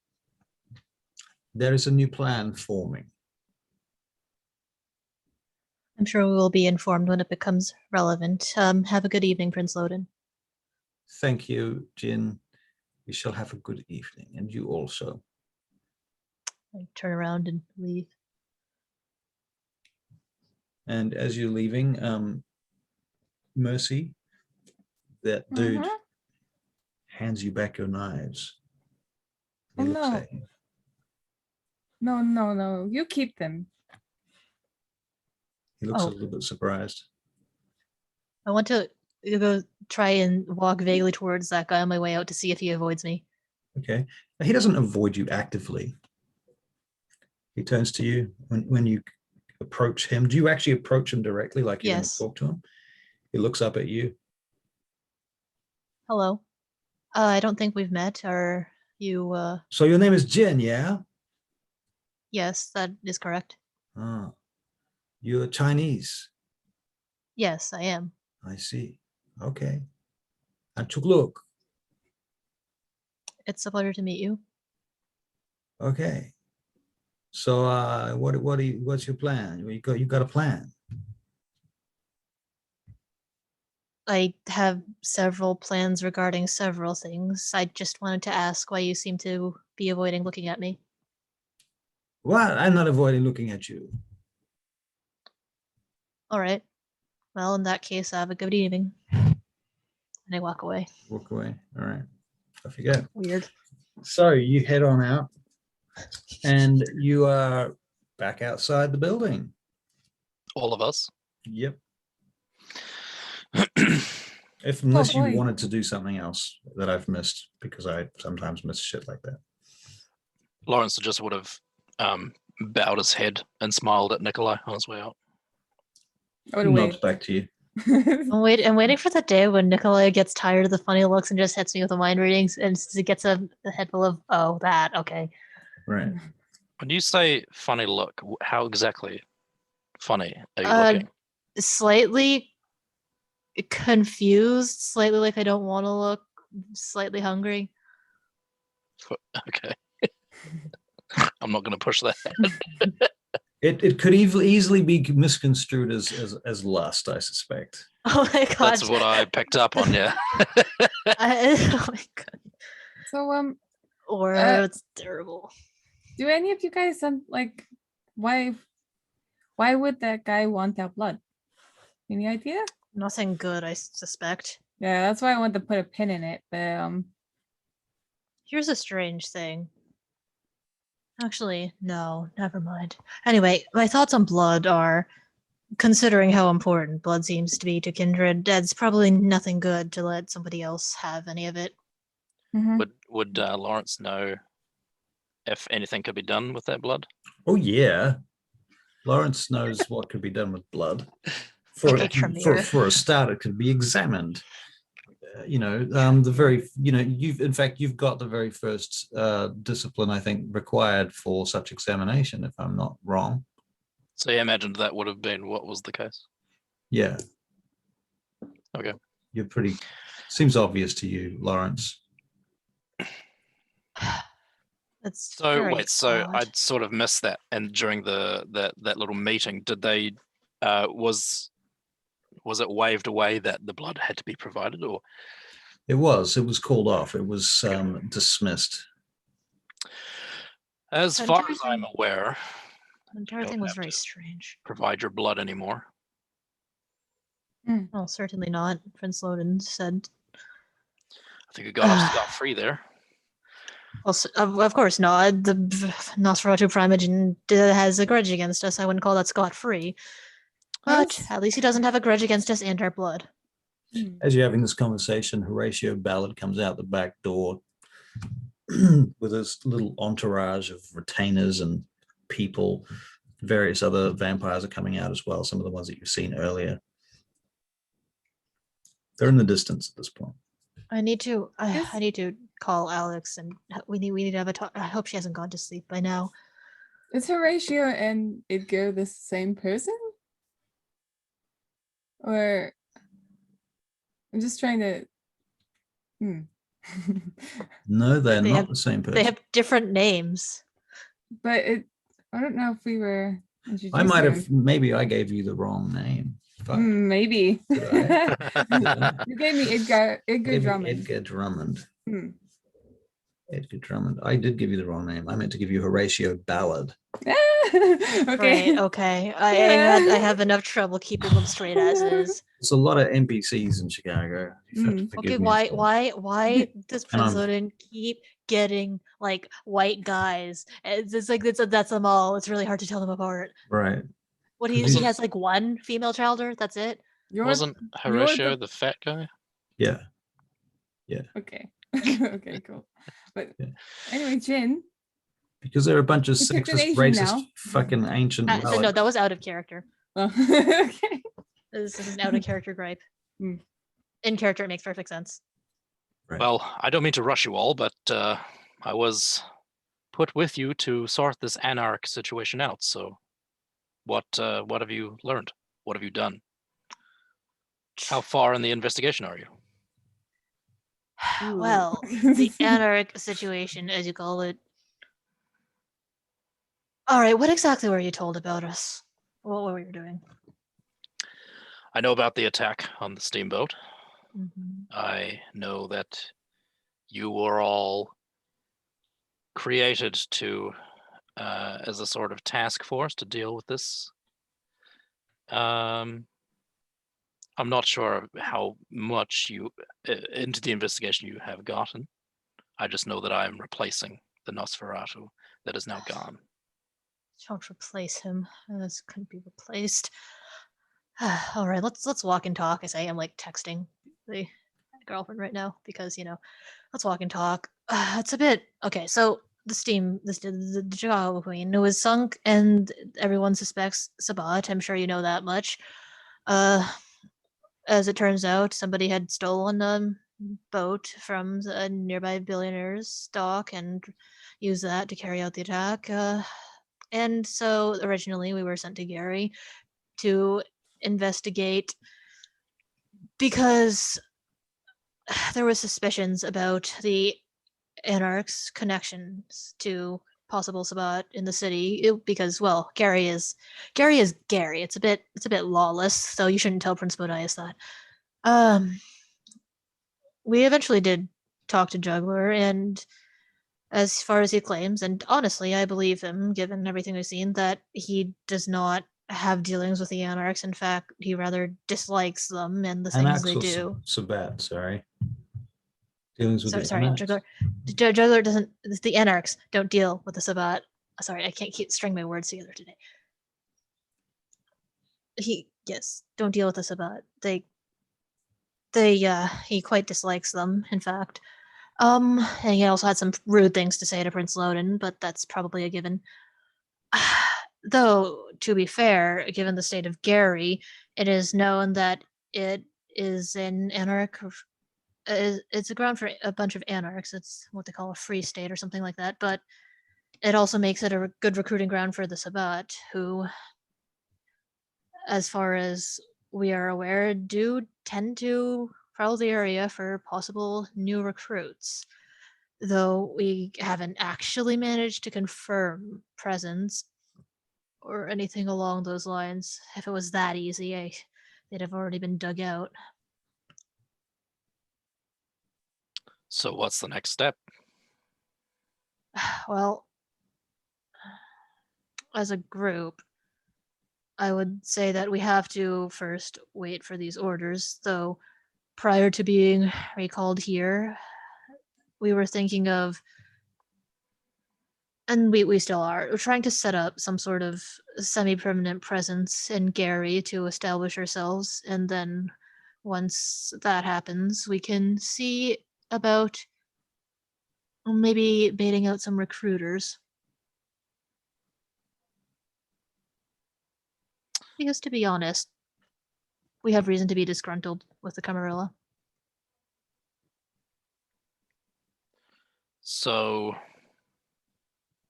physically, we are going to this party for Gus next, I imagine.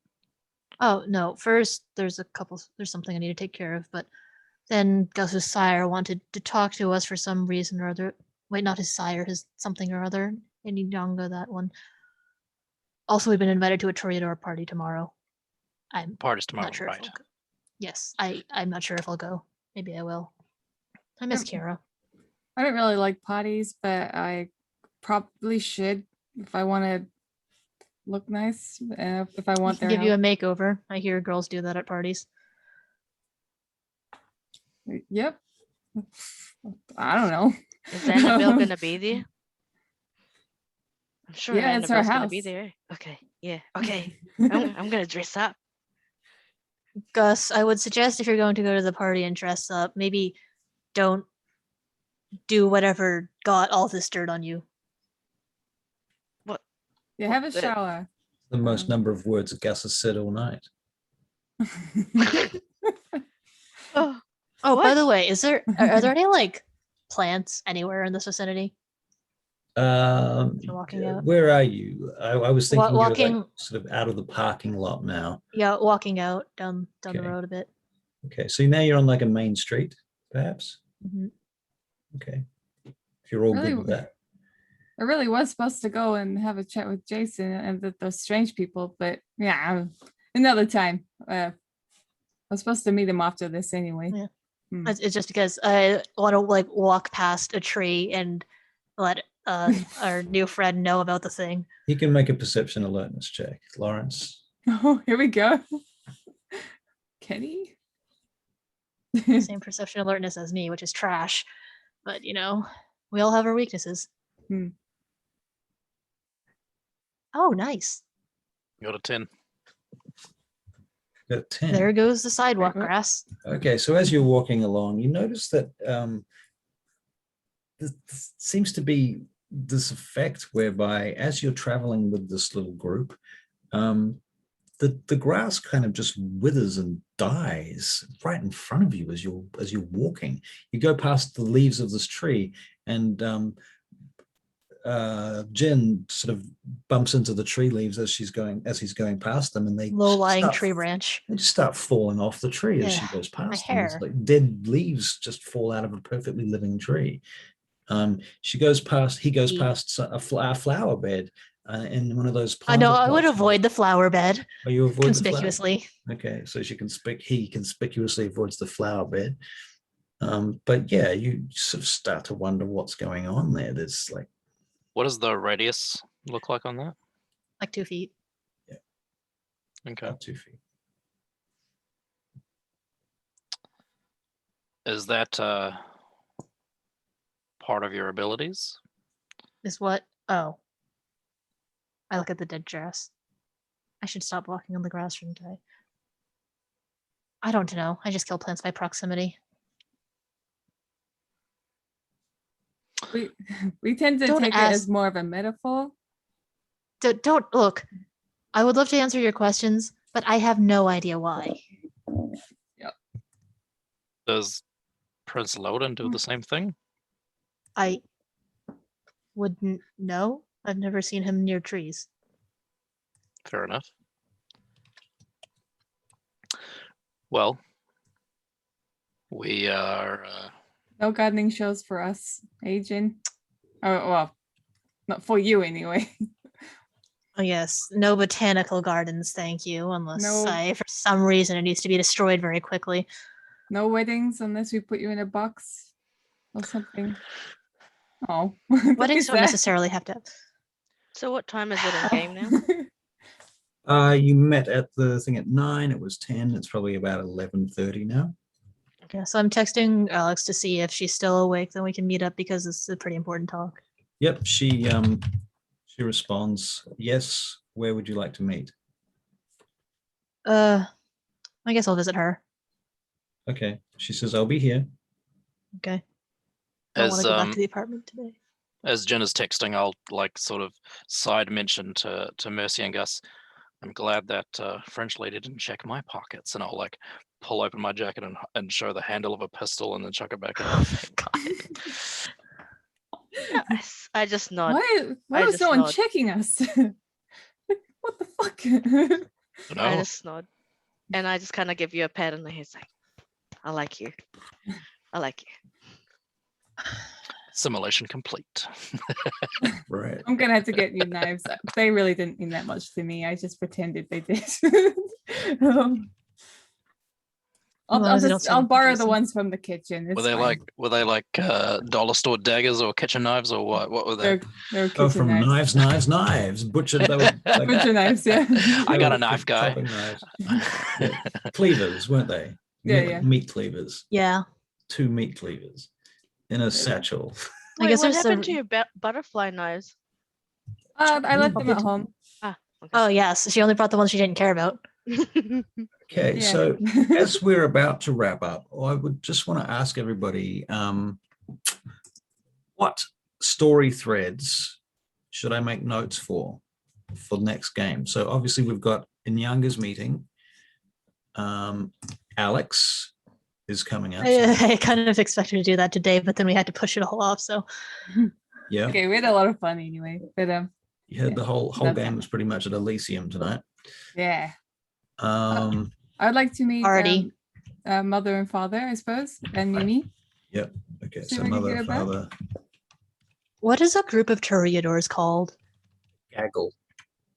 Gaggle? Murder. A Murder. murder. Murder of Toreadors. A mean girl clique. I A clique. suppose. Yeah, a clique of Toreadors. That makes sense. Yeah. A Sorry, Regina. Yeah. we can make disparaging jokes about them now that Tiara isn't here anymore. Right. Mhm. Who else has got story threads they want me to make notes about? Any Gangrel ones, any Tremere ones? Well, there's the obvious one where we have to do the next step of the whole everything. Right. I'll probably give Juggler a call as well. Okay, yeah, Wait. right. If I have time, I'd like to get her appearance sorted, but that's because it will put her on the path to her goal. So So what was it? What? I want a shopping montage. Shopping montage. Yeah. Okay, yeah. Yeah, we're gonna need a I want montage. to buy 10,000 mirrors. I Smash them all. want a chance to develop my whole suite. I want a chance to show off a swiftly developing suite of complexes. Right. That could take a while. Okay, maybe half of them. We're gonna need a whole game for that. Okay, like half of them, the ones that don't involve Prince Loden. Right. It'll be a 3-hour session all by itself. 1/3 of them, the ones that don't involve Prince Loden, and then the Okay. ones that don't involve kids. And don't involve Tony Perez. Well, Mm. no, that's there's none of those anymore. None of those. They're all resolved. Excellent. resolved. Okay, so nobody else has any story threads they want me to make notes of? No. Lawrence would want to check in with Erecto. Yep. And try and I guess in some form do some research, I guess, Okay. on Okay, wait. on occult shit. There's a name that I remember from all the way back in the beginning. Someone I talked to at the party, was his name like Garrett or something? The boat The party. guy down on the boat, the guy who kept telling me about Vienna. Yeah. Oh, Garwood Marshall. Yes. Right. Garwood, Right. yes, him. Did we ever surmise that he was Tremere? I don't know that you did. I don't know that Right. you did. Okay. but, I can't remember. I can't remember if it was involved in the entire conversation afterwards or not. But yeah, Lawrence, you've got broodmates you've not met yet, so we'll come to that.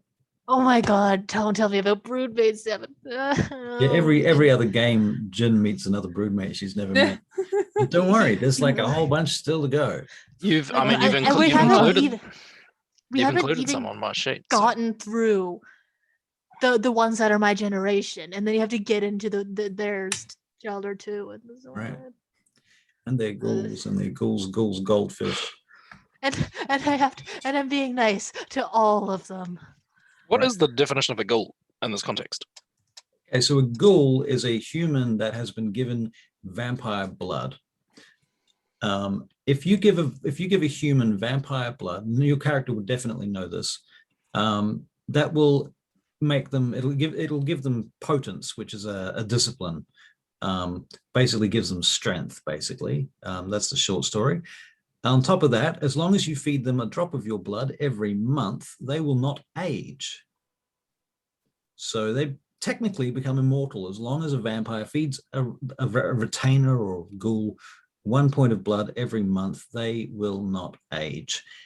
The complication is that if you Blood-bonds. give anybody, if you drink 3 points of blood over 3 different occasions, which has to be at least different nights, minimum of a different night, you will blood bond someone, which basically causes them to fall in love with you. So if you drink the blood of another vampire 3 times on 3 different occasions, you will be blood bonded to them. And this, of course, goes without saying when it comes to ghouls, because if they've been ghouls for more than 3 months, then they've drunk 3 different drops of blood over 3 different occasions, and they are blood bonded to you. Oh, can you feed Can- somebody? Is it unhealthy or dangerous to feed a ghoul more than 1 drop of blood a month? No. Can you? It just comes down to how much blood that you want to waste on your ghouls, and how many ghouls that you might have, and what kind of level of herd that you think you can maintain. What is the ethical ramifications of blood bonds? The ethical ramifications of a blood bond is that, well, first of all, someone that's blood bonded to you cannot attack you or hurt you in any way. They have feelings of love that they may not be aware of how they are generated, especially if they don't know that they're blood bonded to you. For example, you might feed them a drop of blood in a coffee once a month that you just quietly make in the kitchen, and then come and say, here's your coffee, and they drink it, and they're like, oh, and they're in love with you. They don't know why they're in love with you, but they are.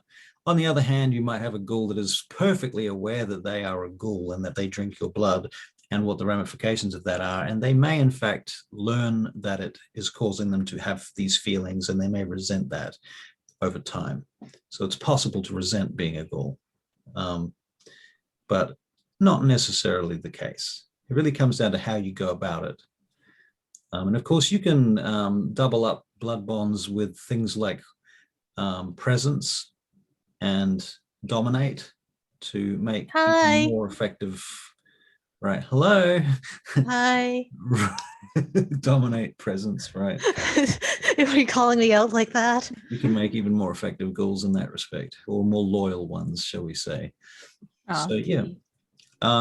Another complication of being a ghoul, or the general notion of ghouls, is that if you feed somebody blood who is not your ghoul, you could effectively take over the role of their domitor. That's the term that they use for the person who makes a ghoul. This would take at least 3 months because you would have to blood bond them and the other person would have to stop feeding them blood. So you could literally change from one master to another if you were a ghoul, without losing a beat, as it were. Is it illegal to make ghouls that aren't aware of the whole situation? Yep, illegal technically, yeah, but can it be done? Yeah. What I wouldn't give for like a montage of vampires trying to explain vampires to the people they want to ghoul. Right. That's like the most Well, awkward.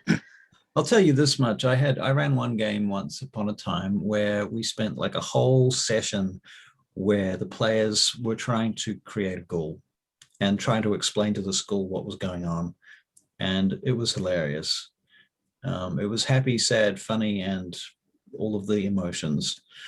And it was, I'm gonna be honest, I don't know how any vampire manages to hold a conversation without a giant dominate bat or a giant presence bat.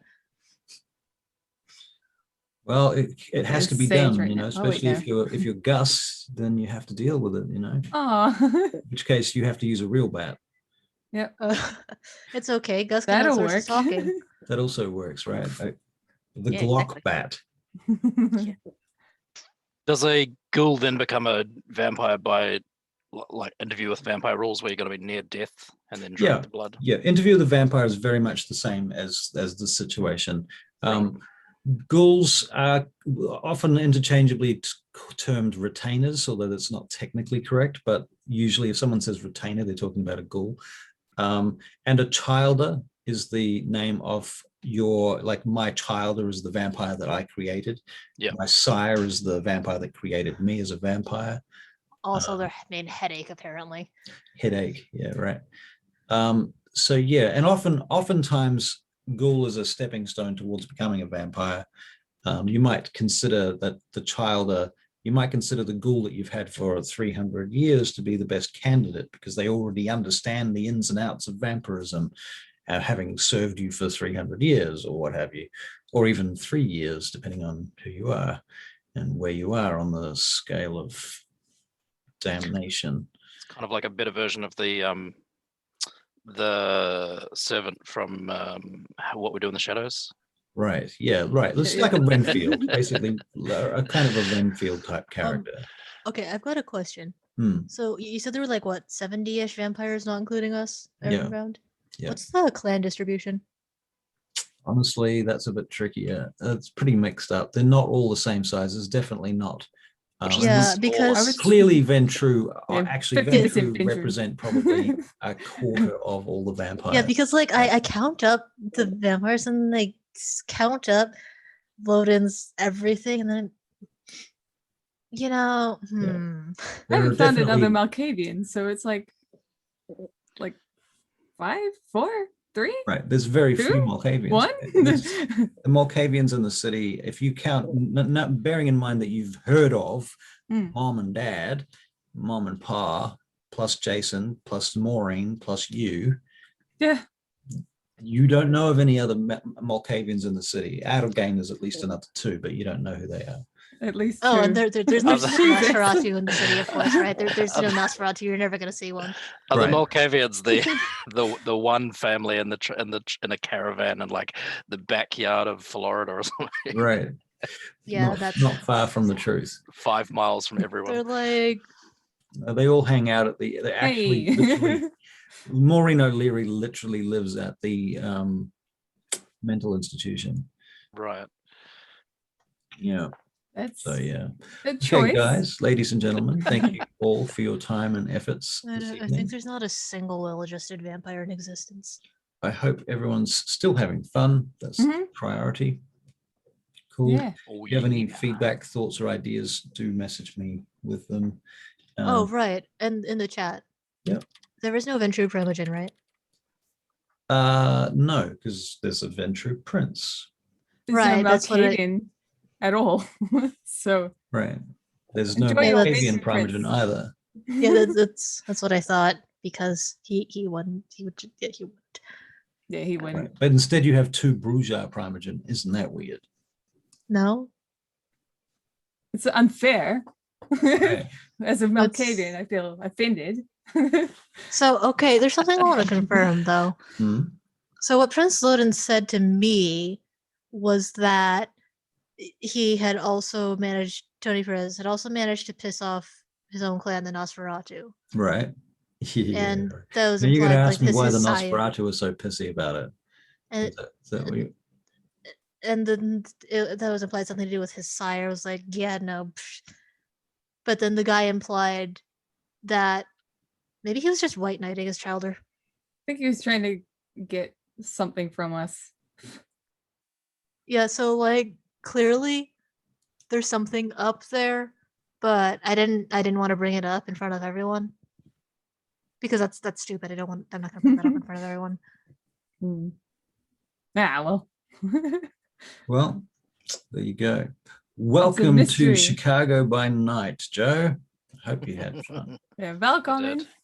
I can't That sounds believe I bad. got Better through call the him. entire session without rolling a discipline. Did you? Wow, Yes. that is Are you impressive. proud of me? I'm very proud of you. I don't think that's ever happened before.